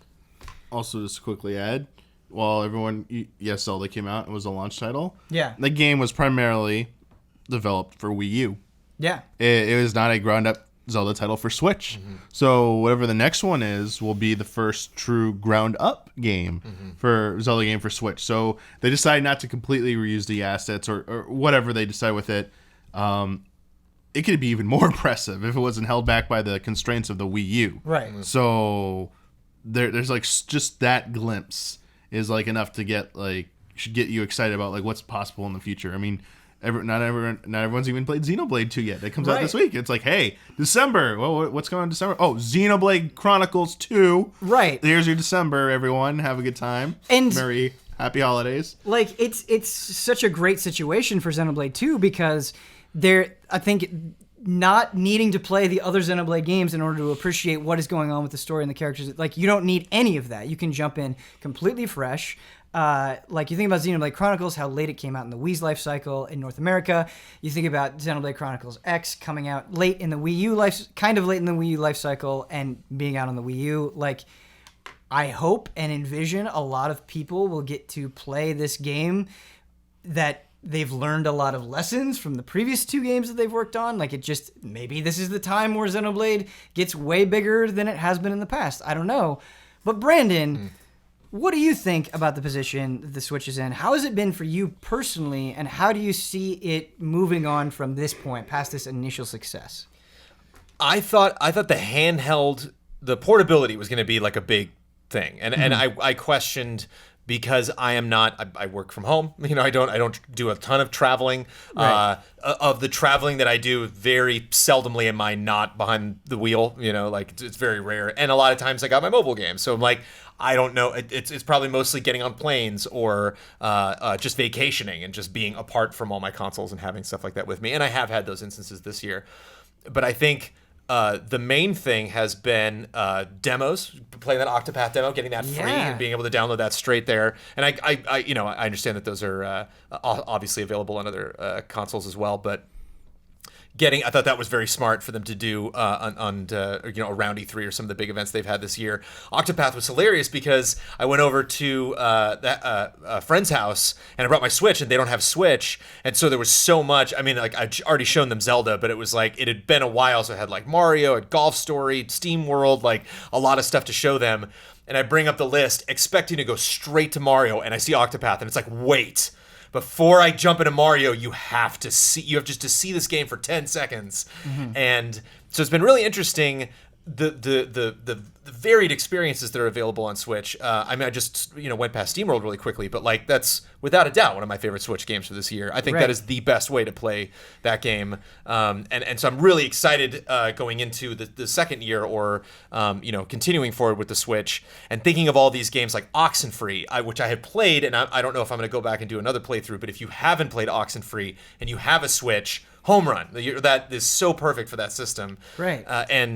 And so to think of these games, I'm excited for something like What Remains of Edith Finch to come to the Switch, and some of these games that I might not have picked up on other systems, but I'm just like, man, if I can just, take that 10 minutes before I fall asleep gaming time that is only right now being occupied strictly by mobile games, and to maybe squeeze some console games in there. Wolfenstein, I think, is right on the edge. That performance does matter to me with Wolfenstein. I want that game to look as good as it can, so I might not play. But like Doom is a game that Switch might be a good opportunity for me to slowly chip away at that game, and finally, get that in the gaming library in my brain. Yeah, it's with Doom specifically, like, it wouldn't be the first time that I would want to experience Doom on the Switch. Like, I think Brad said, like, hey, if you can play this any other way, please play it those ways. But it's fine on the Switch. And having already finished that game and really liked it, it's like perfect for me. Like, it's perfect for me to kind of slowly, casually replay that on the go. Like, I'm not going to criticize the visuals on Switch. Yeah. My ultimate review of playing that game, if I play it on Switch, is not going to be like, it was great, but like visually, I was disappointed. Obviously, it's going to lack. But I think what's been fascinating this year also is all of the things we complained about at launch. Like, once we actually did get our hands on it, we're like, what? No Netflix? What? No virtual console? Like, there's all this functionality that it kind of works with a stylus, but you're not really doing that. So some games that that were ports over from Wii U that, like, I'm used to drawing stuff, like, and thinking, why isn't there Netflix? That makes no sense. And then months later being like, oh, they just didn't want to spend the money on it. Like, they just realized that would be neat if it was on there, but do you need it? Like, are you really going to, eat up the 2 hours of battery life on the plane watching a movie when you could just watch it on your phone or watch it on your iPad or your laptop or whatever? There's so many other possibilities. Let's focus on the things that we know we can do well, that we need to do well. Zelda needs to be good. Mario needs to be amazing. And let's make sure we don't screw those up. And I think they did, and I think the Switch, given that all the other things, crazy things, VR, and all the amazing PlayerUnknown's Battlegrounds, like there's so many other things that are never ever going to come to the Switch that are available in gaming now, and them just focusing on things that you can expect on the system that are going to play well. Yes, well said. I want to piggyback off that completely because. Absolutely. And that's kind of what I was talking about in my long-winded beginning rant where it was like, well, it doesn't have Virtual Console, it doesn't have Netflix, all these things that I would really like. But it did this thing so well, it came out with games, and then it came out with a huge diversity of games, and all of those games were really high quality. And it's weird because in a weird, strange way, in the console landscape, the Switch kind of feels like this nice refuge. And yes, we've criticized the Zelda DLC, and yes, you can criticize like the Fire Emblem Warriors DLC. There are things to criticize in terms of additional transactions, but like when I think about like Mario Odyssey, there's so much to do in that game. It's so complete. It's so well made. You can say that with Zelda. I feel like you can say that with so many games that have come to the Switch where, like, when you think about the conversations that are going on with loot boxes and transactions, and yes, we can talk about Amiibo stuff. There are things we can point to, but relatively, in comparison to those other things that's going on, it's nice getting on my Switch and being like, what awesome, huge game do I have to play today? Oh, I have a bunch of options. Oh, I'm only like 1/5 of the way through Mario and Rabbids. Like, you're getting really, really high quality games that feel like they have very, very, very little bullshit attached. And that is awesome. And that is like strangely refreshing in our current landscape. Yeah. I think with motion controls with the Wii and the Wii U, I think that Nintendo started to be rewarded and started to see dividends coming in from being weird and from doing weird stuff and innovating in bizarre areas and constantly thinking like, what can we do that we have never done before? And I think once it got into the Wii U, I mean, the Wii U has many problems. You can take that conversation in many different directions. Mm-hmm. But I think people kind of lost faith in are they going to be able to pull this off? I think Mario and Rabbids was crucial. Yeah. I think that really opened a lot of eyes for here's this weird collaboration with another company that worked. Here was merging these classic Mario characters with another property that, boy, that could have gone bad, and it went well. Here's a strategy. Here's a genre we haven't seen Mario in before. That is, they're showcasing a lot of the talents and the amazing things that they brought to Odyssey that they're bringing now to this other genre. And so I look ahead at 2018 and think, okay, if we get Pokemon and Animal Crossing and Metroid and Fire Emblem, that's insane. What a year. That's a great year because you can offset that. And so I think what's exciting is like I said, with the Wii U of them trying all these bizarre things, playing Odyssey and playing Zelda and them going back to their roots and really looking at the core of these genres and how can or not these genres but these franchises we're so familiar with, these kind of blueprints that the raw blueprint you would lay down for any Zelda game or any Mario game, and being like, let's start there and expand upon that and make that richer and more rewarding. And so it's so exciting to think of them making a new Animal Crossing, especially playing this mobile game, being like, all right, I don't want to think about this too much, but does this mean the next Animal Crossing is going to be just par for the course because, well, you got that other mobile thing, so if you wanted some weird gimmick, it's in the mobile game? Or are we getting some crazy ground-up Animal Crossing I think we're getting... that's going to kind of reinvent the system? And so I'm thinking about that, and I'm keeping my fingers crossed just because it seems like the lesson or the risk that they took with Zelda and Mario that has paid off, and hopefully lessons that they've learned.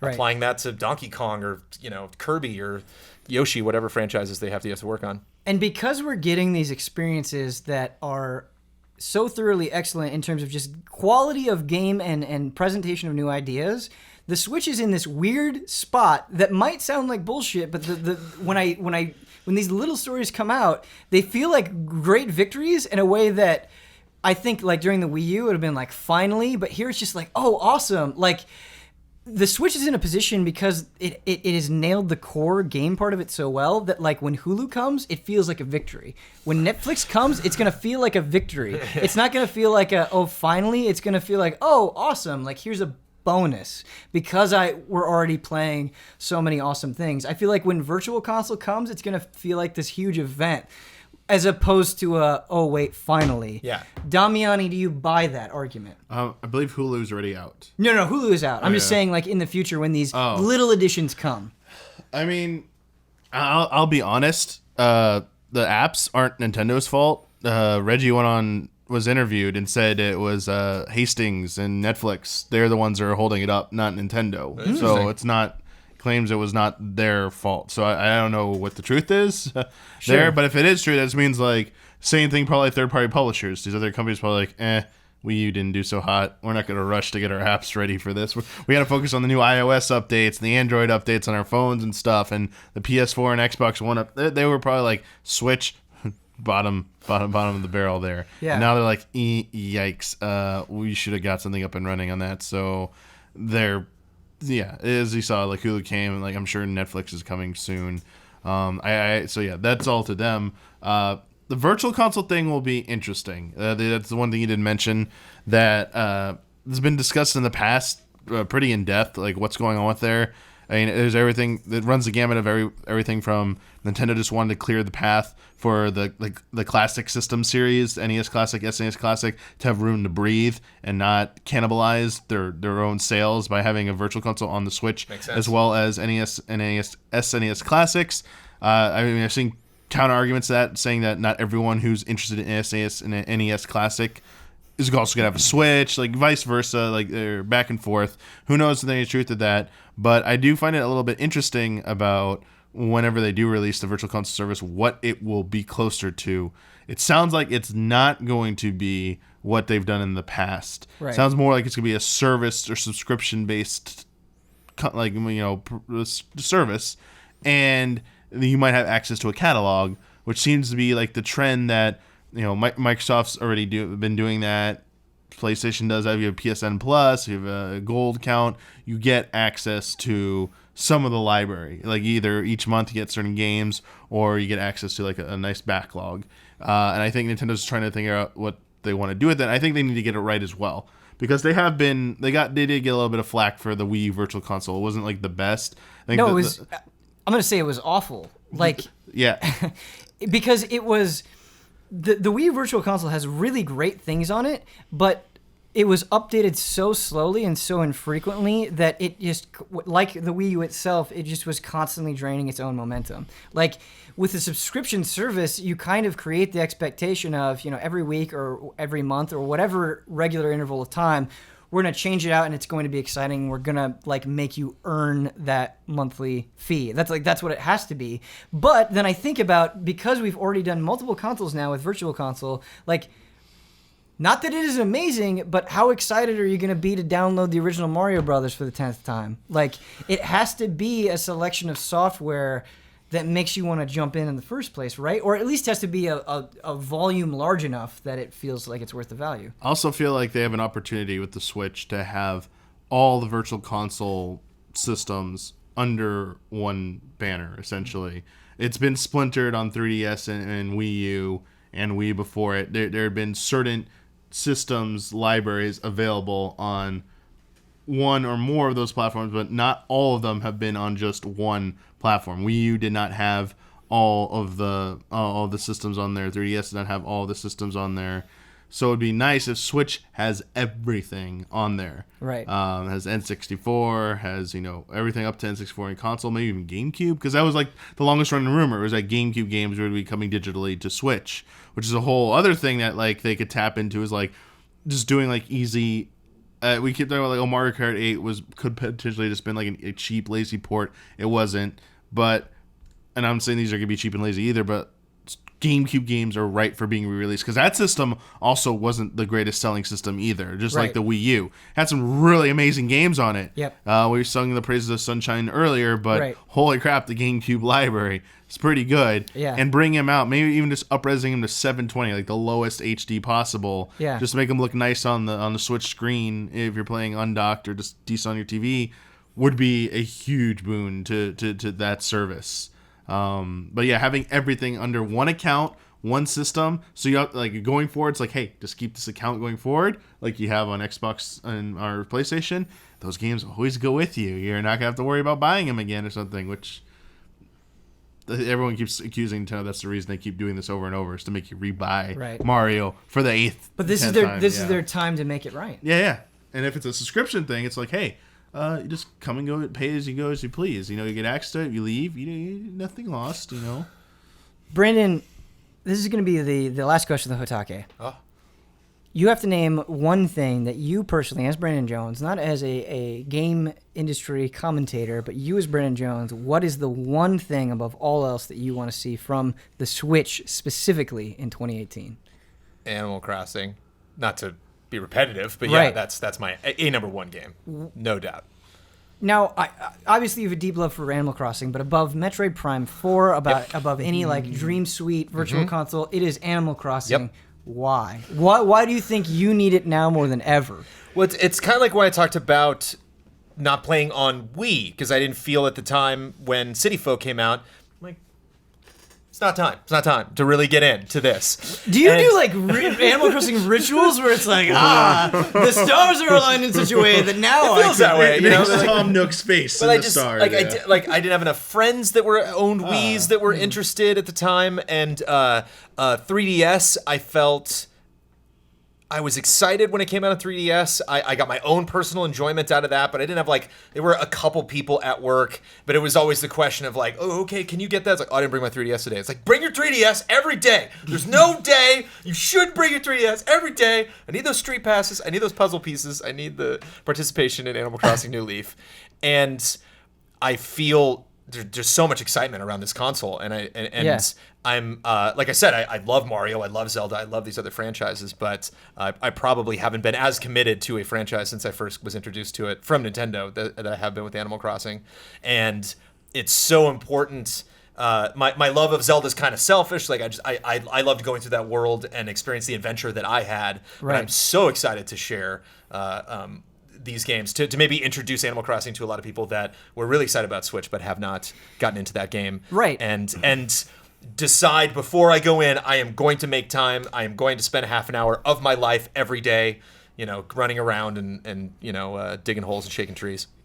Even with Pocket Camp, and it's nowhere near the level of regular Animal Crossing that I got worried or obsessed with this stuff, but I was thinking about it and I'm like, I'm caring about the price and what I'm giving to other players in this economy. Like, I don't really get to worry about that in a social way. Or like, I don't in other games I don't have that feeling like, oh, is my living space like interesting enough? Like, should I change it up? How often should I change it up? Like, I want to leave it up long enough for people to see it. And I don't like all of those things, all of those weird buttons that Animal Crossing pushes, like nothing else is pushing that in quite the same way. And I think with the Switch, where there is so much energy, it could be. I feel like I'm more stuck up about Animal Crossing than anything. You're stuck up about it? Well, now yes. I don't want to share with you. But just in a way, I'm just so snooty when people are like, oh, did you hear this happy home designer thing? And I'm just like, no. I'm not even gonna try that. Like, all right. And then a lot of people like this week were just like, oh, it's Animal Crossing on my phone. It's so great. And I'm like, yeah, but so I'm always that guy. I don't know what it is about Animal Crossing, but it's what I'm like. It makes me speak ill of Yoshi. All sorts of negativity coming from me. It's very uncharacteristic when it comes to Nintendo or just the industry at large. I can just envision you playing Pocket Camp and being like, fine. I mean, that level of fine is better than most things, but right. But yeah, I'm so hungry for that thing. I got a little French fry, but I want the Big Mac. Yeah, but when you get that Big Mac, is this snootiness going to manifest in a way where it's like, I am Brandon, Lord of real Animal Crossing? Is that how it's going to happen, or? Well, it's weird to be so hyped about something, to have, to be so, carry so much anxiety about it. And then when it actually comes, it's actually like a point of just calmness and just relaxation in my life. You're like condescending and feverishly excited for one of the most relaxing games ever. To go fish. Yeah. Right. Yeah, that is funny. And just to go loop all the way back around, the fishing. Ooh, so good. Just tapping right where you want that thing to go. Do you like this as opposed to like having to work for it a little bit more? I will totally be fine with having to work for it. If they don't change a thing about fishing in the Animal Crossing for Switch, if it's the same old where if you tossed it and that fish moved, you're out of luck, and they're a really strong current. But that first time I threw the lure and it was like to the side of the fish, and the fish's like, oh no, I got this, and turned around. I was like, whoa! Like, the lure would be right here and a fish would be like, what? In the old game. So I don't know if that's the promise of what it could be on Switch, but we'll see. Because they got the touchpad on Switch. You can touch that baby. You can. Yep. I want the lure to go. I hope it comes. All right, it is time for the last segment of the show. We got emails. And I have to say, I really like this batch of emails. I think people did a good job. The questions are getting better and better. So if you would like to send in an email for us to discuss, please email askeasyallies@gmail.com. Again, that is askeasyallies@gmail.com. Our first email comes in from Andrew. He says, the problem with menus. Hey allies, I have a question about the quality of menus in games. My favorite genres of games are fighting games and RPGs.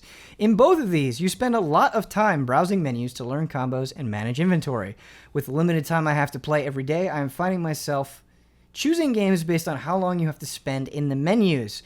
If I have to spend half an hour sorting inventory or scrolling through a confusing list of combos to learn the game, I may just choose a different game even if I like it. For example, I recently bought Injustice 2 and Tekken 7, and I greatly enjoy them both, but I've been choosing to play Injustice 2 more often because I find the menu easier to read and more intuitive. Is this a problem for anyone else? What do you think makes a menu good or bad? I'll say one thing about menus that's popping up lately that I would like most developers to do a hard 180 and rethink whatever is going on in your menu that's making this happen. But like load times during menus? What? We're like, I'm bringing up a thing and it's like, oh, let me go through those things. And I'm like, right. And it's like, oh, the next one. And it's like, no. There's no menu needs to be that pretty that it's slowing your game down. Like, right. Maybe if the game is still operating in the background, like I understand I'm extremely naive when it comes to many aspects of game development, but it's something that's been really fascinating, actually, because I rarely follow games all the way through early access, but to see the Fortnite menus get tighter and tighter and quicker and quicker. Yeah. So it's interesting to see as months go by. But that's hard out for me in a game where I'm going to have to do a lot of that management, where if I hit left or right or up or down and it doesn't immediately do the thing, and there's like a little bit of a delay that I have to like get comfortable with, like that's hard for me to do. I feel like we live in a time where there are some games that are really good about recognizing, like, hey, you do this all the time, so we're going to make it as simple as possible. And then other games that seem like they're not aware of it at all, but are good that you want to stick in with it, but you're, like, aware that things could be better. I feel like this didn't happen as much back in the day, but, it drives me insane in RPG where I have to sell a bunch of stuff, and there's not, like, a mark as junk or sell all. Like, yes.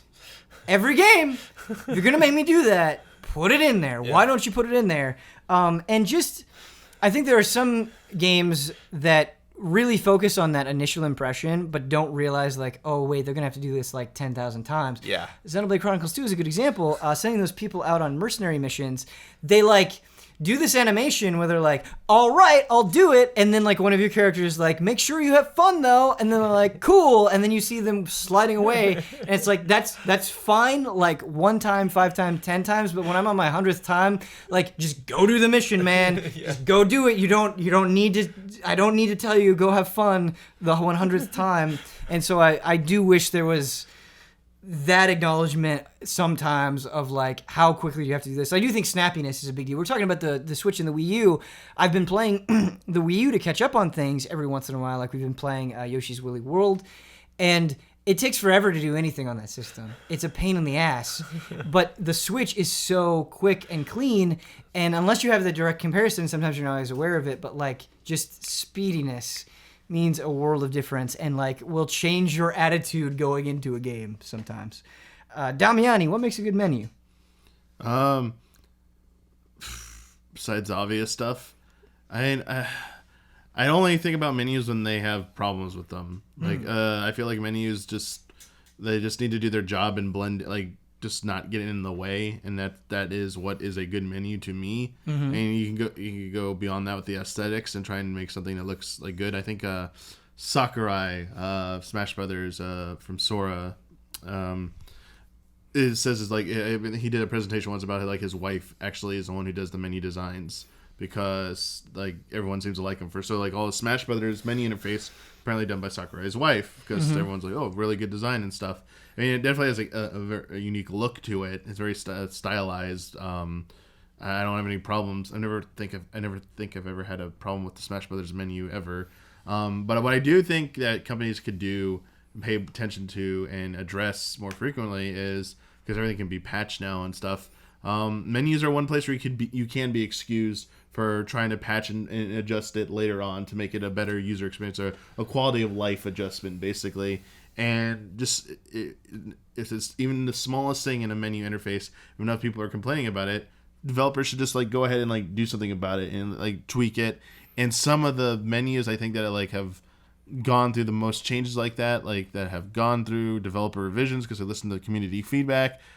They're just so much better off for it rather than just neglecting, saying whatever. It's like one little hassle. Like, yeah, those small changes they really mean a lot to a person, because you saw like with our question here, someone's deciding what games you're gonna play based on like that. So you do have people who are gonna care that much about your interface and your menu. So yeah, I know you can do all the focus testing and test and just general testing in the world to make sure how it looks and stuff, but until the community gets a hold of a game and they start giving you feedback, it's really hard, I think, to fully see what everyone else is gonna like do or try with your menus and how they're gonna interpret the information there. So yeah, you just gotta keep open dialogue. I think Witcher 3 made huge changes. I remember like 4 months later, like we got some crazy, or it might have been with the first expansion. I was like, whoa. And it took me a couple minutes to like get reacquainted with it, but then it was like, oh, this is clearly better. Well done. I'm actually really curious too, the Destiny like mouse simulation menu. That was interesting. Are there any other like big games that have copied that? Well, I've seen it other places, but I can't. Like, you mean just having a cursor where you're moving over and selecting things? Yeah, just move in that circle wherever you want, so you don't have to like. I keep using this as an example, but it's like literally been the biggest thing that I've been playing. Like in Xenoblade 2, when you're going over the map, you can you have a cursor that you can go and be like, okay, what is this thing? So yeah, I feel like a bunch of games do that. That is the only example that is immediately springing to mind. But Witcher 3 also pops up in my memory though, because I remember looking at the map and the marker where you were moving across the map would like stop on towns. So if I wanted to like look over there, it was like no, just zoom out, and get over there. Sure. So yeah. It's super nitpicky stuff. When it comes to gear specifically, most games are very good about this, and I feel like it's been a general trend in this direction. But let me know at a glance, is this weapon stronger than what I have equipped? If you don't do that and you're making an RPG, you're messing up. I realize that there's a lot of details that you want to include about your gear and that your gear is multifaceted, and that's fine. But once I know that this, in a general sense, is better than that, I will then go and I will look at it and I will figure out all the details. But if you don't do that, it sucks the fun out of it, and it makes me want to play your game less when I get a new piece of gear and I go in and it's like, oh, I shouldn't have even picked this up because this is garbage. If I could have just seen at a glance whether this was better or worse, I could have avoided it, and we could have saved that excitement for picking up things that actually matter. Please do this. It makes so much of a difference. I agree. It's interesting. I play Galaxy of Heroes like a madman, and it's interesting when they add menu advancements, but I don't use them because I'm just so used to the dumb old menu that they did. Yeah. So like one was there's various currencies in Galaxy of Heroes, and so there's various stores you can go into, different parts of the game where you go in and now I'm going to spend this currency, and they very smartly put a bunch of buttons on any store that you're in, so you can just visit every store. So once you have that window up, you can just tap the type of currency on the top and switch stores. I still back out. I still go into another part to go in. And then when I'm in the store, realize what I've done and go, oh, spend the thing, go back out, go to some other store. I've had that exact same experience because in Hearthstone, like now in your card collection, you can do a whole bunch of filters. Like, all right, I want something that's between this range and that range, and you can just make it extremely specific. But because I'm used to just typing in the name and flipping through, I never use any of that stuff. Yeah, totally. Our next question comes in from Christopher. He says, "Good day, allies. I would love to hear the panel's opinions on the quality of Persona 5's localization. I was slightly puzzled to see it nominated for Game of the Year at this year's Game Awards, not because the game itself is bad, but because of the numerous issues with its localization. The in-game English has so many flaws that one man felt compelled to create an entire site devoted to dissecting them. As someone who works in the field, the idea that good localization writing might not be valued by gamers honestly saddens me. Love and respect, Chris." Going into Persona 5, I have an accepted level of I'm not going to get all this. Yeah. That there's going to be some speed bumps here on the way to really understanding what these characters are saying. There's going to be one of the things that's tough for me to absorb whenever I absorb a lot of Japanese culture, whether it's anime or video games, is there's going to be sharp spikes in emotion that I feel are unwarranted, or I'm confused why are happening. And just a lot of attitude that I don't spend a lot of my time consuming. And so when I eventually do decide, I'm going to invest in this, that stuff can kind of be jarring to me. So I might be the worst person to try to find those little breaks of some of those things might have come across to me as this is just why this game is quirky. That was just the way that they decided to say that. Sure. And not, they made a mistake there. Because it's hard for me to point at a game not made in my country and be like, that was a mistake. And they're like, right. Oh, no, that was just that way that person talks. That's their affectation, I think that's probably the case for a lot of people, if I had to wager a guess. And I think that's okay. Going through Persona 5 for review, there were definitely instances where I'm like, that's not pronounced that way, right? And then doubting myself, and there would be these weird little moments like that. It definitely happened. But I think at the same time, I still think overall the scenes that were supposed to resonate with me in Persona 5 did.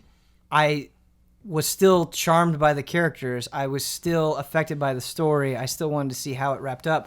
Like, it never got so bad that I was completely pulled out. It would be like this little needle that poked at me sometimes, but it was never so bad that it became ruinous to my enjoyment of the world, the characters, and the story. And I do think that is ultimately the most important thing. Like, while doing research on it and then having those own little needles, like, there are definitely problems there, and I think it is totally worth criticizing. I think that is a very fair point. But I still think overall, Persona 5 is still an extremely effective experience. And even though those issues are there, it doesn't mean that it's suddenly a terrible game. I can imagine that if you work in the field, it probably drives you crazy in a way that we can't even realize. Even if you're an English major. Right. Right. I also, I even enough poorly translated dialogue that would justify somebody creating a website to criticize this massive amount of dialogue that was improperly placed into Persona 5. Yeah. There's a lot of dialogue in that game. Yeah. There's a lot of talking, a lot of instances, even, not even like scripted scenes or you hearing people, but just like the text you send back and forth. There's so much personality and talking all over the place that I think were I to notice that, it would still be a small percentage of the whole overall experience. Damiani, do you think it is weird that Persona 5 is being nominated for Game of the Year despite its issues with the localization? I mean, on one hand, I would say yes. So here's the caveat. I have not finished Persona 5, so I don't feel the most adequately equipped to give you anything that's definitive, even like a concrete opinion. So this is more broad, general strokes here.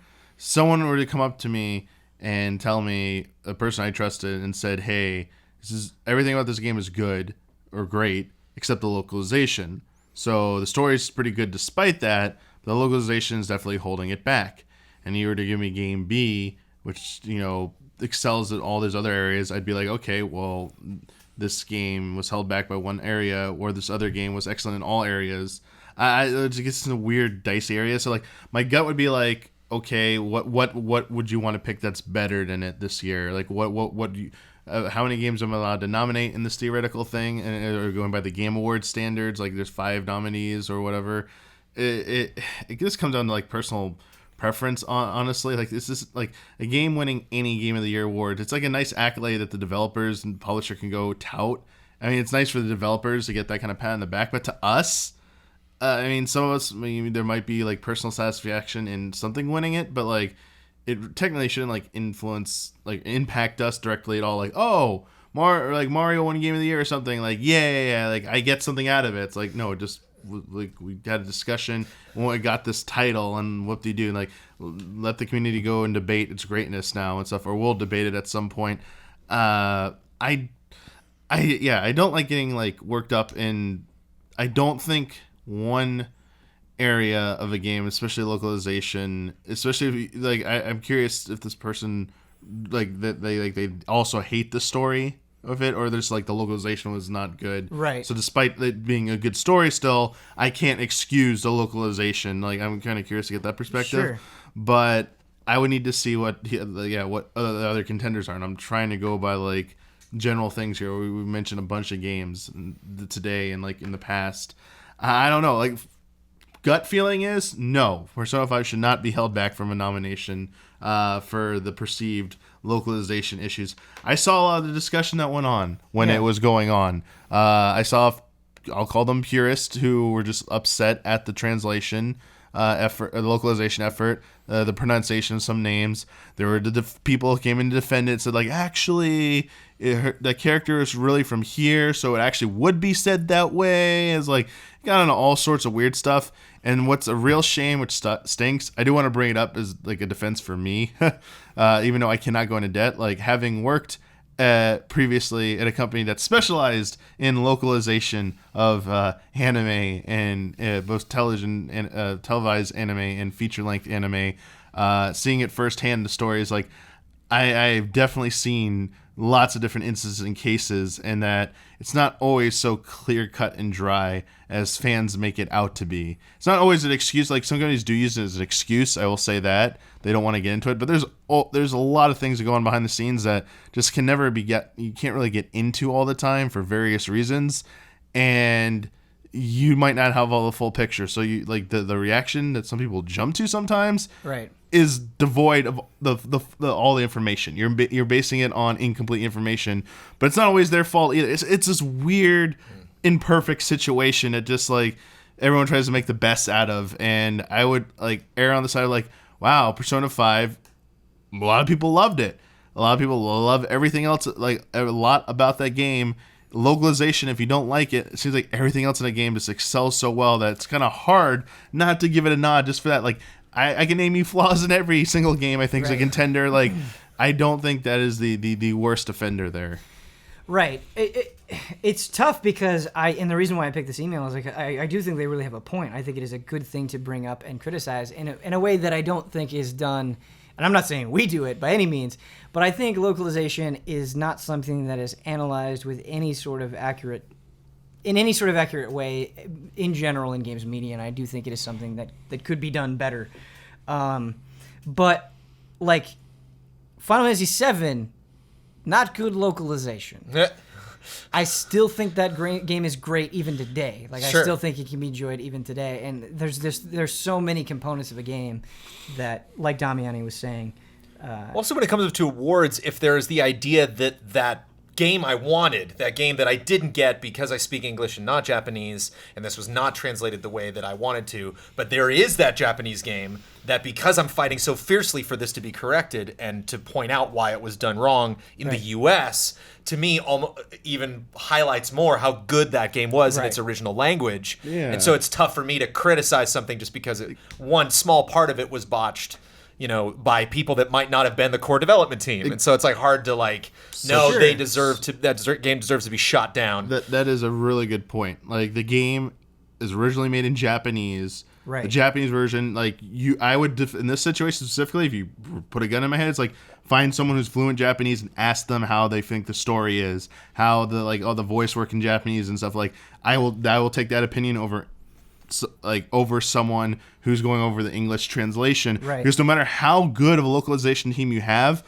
you cannot capture everything. They do the best job that they can to translate it, to have it get the same effect in our culture and our language. And I love this subject because, recently I got into the rewatch Solaris, the George Clooney film that came out, Steven Soderbergh directed, like back in the early 2000s. It was a remake of a Russian film, was based on a Polish novel of Solaris. And for up until recently, there was only one official English translation, and the author, who is fluent in English and Polish, was just like, hey, the English translation, especially the criticism leveraged against my novel based on the English translation, like they're basing it on not the best translation. He said there are idioms in there that they're judging for the quality of my writing. That's not how the idioms are in my native tongue. Like that they got that wrong. That's actually like these criticisms, like that's not how it is in the actual version, the original version of the print. So these criticisms that he had to deal with over the years, he's like, that's not how that you're basing on someone else's interpretation of my work. So the same thing here. We're basing it on the team's interpretation. I mean, they were paid. They're part of the staff of the subsidiary of the parent company. So they're the ones who've been entrusted. So there's a little bit more on them that like you got to be like, hey, they this is their job. They're paid to do this. Atlas Japan trusted them to do this. So I mean, maybe they weren't happy after the fact. Who knows? But same boat. It's still pretty much the same boat. Like it's not the native language. You aren't getting everything out of it. So if you really want to like do it, like go get fluent in Japanese and go play it in Japanese. Right. And then if you have a problem, then sure. But I mean, yeah, like I don't know how reasonable that is, but like yeah, just many works. Just imagine how many works have had to deal with this because people only have experienced it in not the original language, and they just something got lost in translation. Yeah. I think that was well said. I think that was very good points by both of you. Our final email for the day. I think I said last time because we did 2 emails that we'd do 4 emails this time, but we're actually going long, so we'll have to cash out on that 4th email some other time.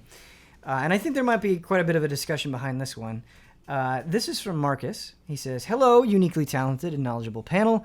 Video game journalism is stuck between art criticism and consumer reviews. The Game Awards categories exemplify this dichotomy. Best art direction exists alongside most anticipated game. One award recognizes outstanding artistic achievement. The other is lifted from industry trade shows. And although a few categories give the stage to name talent, like voice actors, the bulk of categories seem designated to promote sales or give purchasing advice. Here's the best game to buy if you're a strategy gamer, the best game to buy if you want multiplayer, the best game to buy for your family, the best game to buy if you like action, and so forth. Between the financial realities of funding a big award show, the different needs of industry and press, the divergent roles traditional publications and personality-focused outlets play for their audience, as well as logistical problems like who would you even call on stage to receive an award for best new gameplay idea, can there be a single approach that speaks to all aspects of the medium? What's your view on how awards celebrate or fail to celebrate the business, the hobby, and the art form of video games? I actually have an opinion on this out the gate. I have the benefit of reading these beforehand, of course. But my opinion is awards matter in a broad sense less than they ever have. I've been a fan of like video game media for a long time, and I remember in my younger years awards feeling a lot more centralized, where by and large, like it was one game that swept most publications most of the time. Maybe it was 2, like maybe like half of them got this game and half of them got the other games. But a lot of times it was just like you were seeing the same thing. Over the years, as video game media has become decentralized, where it's less and less about big companies with like a lot of people, where it's more about individual voices or a small collective of voices, you're seeing awards that are all over the place. That's why you're seeing more recently years where it's like, this one game went over with these people and this other completely different game went over here. And honestly, I expect this year to be like that. And I think that's a good thing. I think this idea of finding this perfect awards show is not good for anybody, because we're going to miss so much more that way. I think the decentralization of video games press or personality or whatever you want to call it is a much better thing, because rather than big collectives who are kind of knowledgeable but not really knowledgeable about the things that they're talking about, you're getting more like if you're getting somebody who spends every single day playing strategy games and they come out and they be like, no, this is the best strategy game of the year. I've put 5,000 hours in this year. I can speak with absolute certainty. This is my YouTube channel. We're completely focused on this. That means a lot more than us saying this is the best strategy game of the year. And so while it may be frustrating and like maybe the Game Awards is the biggest example, maybe it's not filling your every need, I do think there are more voices now than ever where you might not find one awards show that speaks to everything that you're interested in, but maybe like end of the year discussions amongst like these 5 groups that you really like might fill you in the way that you want to be filled. That's what I feel. I care way more about nominees than I do winners. Really? Yeah, I just because of, to me, that's a conversation starter. I want to hear that stuff. My favorite thing is to get into indie game or Games for Change, I believe is the nominee. I think that's an interesting category at the Game Awards. Stuff that, you would want your friend to play because it actually teaches you more about the human experience or gives you a perspective on a story that it would be impossible to get in a book or a TV show or a film. But when it actually comes down to the winners at a lot of these events, I'm just like, okay, whatever. Because I know ultimately that's just kind of some weird popularity contests. Like you got a lot of people who had very differing opinions, and that's just what kind of floated to the top. It doesn't necessarily mean it's the best. A lot of those times, a lot of decisions that I've been a part of for Game of the Year awards, it wasn't us picking something that we all agreed was the game of the year. Let's just get out of this room. Let's just get this to a point where we all don't want to kill each other anymore, and then we can just put a stamp on that and just walk away from it. I've definitely seen more things win Game of the Year award that I've been completely dissatisfied with. Not the game itself, but the decision to give it the award. Yeah, Last of Us, Grand Theft Auto 5. Yeah, Last of Us, Grand Theft Auto 5, Bloodborne, The Witcher 3. Yeah.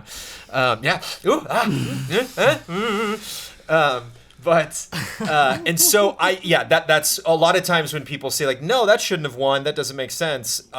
That's always my first suggestion is like, you need to watch everybody's. Like my favorite game of the year experience is whatever site publishes multiple Game of the Years, is seeing a big list of 50 different publications and thinking who, and a lot of times, if I see the most popular thing, if I see a Persona 5 or a Mario Odyssey this year or a Breath of the Wild, I'm not going to read that article because a lot of that falls in line with what I think. Right. But that one person who gives it to Cuphead, like, whoa, like I'm going to read that article. Be like, whoa, like how are you going to frame Cuphead as being better than all these other games? It's really good though. It's fantastic. It's or Near Automata or a lot of these Horizon. It's like, I want to read your take on clearly that was my What Remains of Edith Finch. I saw somebody on social media say What Remains of Edith Finch is the game of the year, no question, for me. And it was like, that's awesome. Yeah. I want to hear you talk about that. I want to seek out those bizarre instances. And so I think it's something like Game Awards, they really want to, Keighley really wants to sell this as this is the not necessarily one-stop shop of game awards ceremonies. Right. Because obviously there's DICE and a lot of other outlets that have been, well respected over the years. But because it is like the Super Bowl, they really want to sell it like the main show. I think that one possible solution is maybe in like that Sony has done recently, where or Nintendo, how they like slide some announcements before or after their big events, where they'll have like the Nintendo Direct, and then stick around after and like, oh, there's Metroid Samus Returns, right? Or hang around before the show, and then like, whoa, here's some crazy sequel to some game that I didn't know. I can't remember what the first thing that they announced at Sony. Oh, Guacamelee 2. Like perfect for that pre-show. Spelunky 2, yeah, perfect for the pre-show. Maybe wouldn't would kind of make that one little corner in the back of the theater go, yeah, if you actually did it during the main show. So I wonder if you could do that before the Game Awards, have like funniest performance or like these other weird kind of one-off things that I would honestly be more interested in, and I think would sprout up more interesting conversations. It's kind of hypocritical because we don't do this and people want us to do this, but in recent years, like I really valued the Giant Bomb Game of the Year awards because like you said, I don't really care about who wins, but if somebody is arguing about something so passionately, they're like, I'm not gonna let this go. Yeah. It's really, really good. Like I tend to check out those games just as much, if not more so, than the winner, because you really see where they're coming from and why they're fighting for it so much. Like there are games that I really love this year that people maybe won't have a chance to get to, and so they may not win, but I still think they deserve to be talked about, and props should be given somehow. I also think individual Game of the Year awards, like Brandon's Games of the Year, yeah, definitely, Damiani's Games of the Year, Ben's Games of the Year, that's a valuable thing too. How do you feel about awards, Damiani? Too many awards. The Damiani Awards. There's too many awards? Too many. I think that's what I would say this about the game industry is that, at least in North America, or at least the U.S., just speaking where we live, television has the Emmys, movies have the Oscars.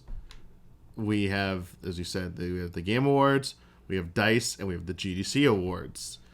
Historically, from most people I've ever spoken to, so this is my perspective, DICE and GDC are taken more seriously because they are usually viewed as more academic, more, the more intellectual thing, whereas the Game Awards is more of like the MTV Movie Awards of stuff, where it's more about the flash and the excitement and generating buzz, and it has toned that down over the years since it changed from what it used to be in its previous incarnation to the Game Awards now, which is Keighley is doing his best to try and blend all those responsibilities, because if anything, I mean, he had a great panel at PAX South the first year I think it happened, where he explained all the realities of making that show happen. It's like, I can't just make the Oscars of game shows right now, or awards, because like the financial stuff behind it, like all, like this is the reality we are in right now. The game industry is like, this has to exist. Like DICE, like they get members fees, like they got a lot of money rolling in for that. GDC as well, it's part of a convention. It's like got like the whole developer association playing into that as well, or paying into that as well. Whereas the Game Awards, this is Keighley and his operation. So kudos to him that keep that going and trying to do that and stuff. It's just, but like I think the ultimate answer for like someone who's looking for more meaning, like one thing to point to, the three of those entities I think need to work out something to consolidate, to have something. I think the I'm sorry, this is a little bit of a tangent, but like the Game Awards, to me, its biggest problem is its timing. Because it's window, which everyone finds out about the window. They get shocked about, wait, why is this game being nominated this year when it came out last? Like people just get so weirded out that a game from last year can still be eligible for this year, and whereas GDC and DICE are like they're very March. They've let all the games have their time to be breathed, be evaluated, had time to exist. So I think that like timing is one thing about that as well, but. That's for all of them to figure out. It will help the industry ultimately. And I think fans and critics alike can start to point to like, hey, this game won the one and only like biggest, I mean, the BAFTAs, or like the equivalent, like what would be the equivalent of that? Because they do, believe, award stuff to games as well over there. So I believe so. I hope I'm right on that. Yeah, I believe so. Yeah, so like those are usually viewed as like more prestigious because like, oh, you won a BAFTA. That's like, it's huge. So imagine if we had like just one big award show where everyone, like all the organizations on the board supporting it, all the developers, the publishers part of it. Because that's the other thing, like some of these awards, if you're not a member, you're not eligible, and all these weird things. So like the bottom line here, I'm sorry I spoke for so long there, rambling. I think most award shows just like they are good entertainment. Kudos to people who bust their butts off to put them on, make them happen. But to me personally, like I don't get that invested in who wins and who loses. Haven't for a long time. Just like cool, like just that's nice for the publishers and developers to have something to point to and celebrate. But like it ultimately doesn't change, in my opinion, the quality of the game. Like if I thought a game was not great and it's like one award, I'm like, okay, that's cool. It's someone else's opinion. That's all it is. I have to wonder if my increasing apathy towards awards is now having participated in so many, where you just have those have those brutal losses, and you just have those moments where you're like, no, that's sure one, that you just lose all faith in the process. Bloodworth pointed out something hilarious, though, that is slightly off topic, but amused me a lot. And that's the cover of Assassin's Creed Origins says that it won over 100 E3 awards and nominations. You're like, wait a minute. And like nominations is just underneath. Just like, I had nominations. Like, that means you could have won one award and got 99 nominations. Yeah. But it's classic. Right. Yeah. Well, everything gets a Game of the Year edition now. Like, right. The industry itself is Fallout 4 Game of the Year edition 3 years after it came out. Yeah. Yeah, it's bullshit. And that's going to do it. It's fun bullshit. It is fun bullshit. Yeah. That's the thing, is have fun with it. Yeah. I agree. But I mean, I also, and we didn't super touch on this, but I also understand the desire to take it more seriously. And I think, like Damiani said, there are avenues where that's happening. But that's going to do it. That's going to be episode 43 of Frame Trap. Thank you so much, panel, for you really put a lot of thought into those answers, and I appreciate that. Thank you guys so much for watching. I have no idea how many people stick around to get to this point. I don't know if it's a lot of you or a few of you. I'll never know. Thank you especially to our sponsors so much for your support. If you are interested in being a sponsor of Frame Trap, please go to patreon.com/easyallies where you can find more information. And last but not least, if you want to write any, I'm really bad about saying the email for Frame Trap. If you want to email us for Frame Trap, it is askeasyallies@gmail.com. That is going to do it for us. Until next time.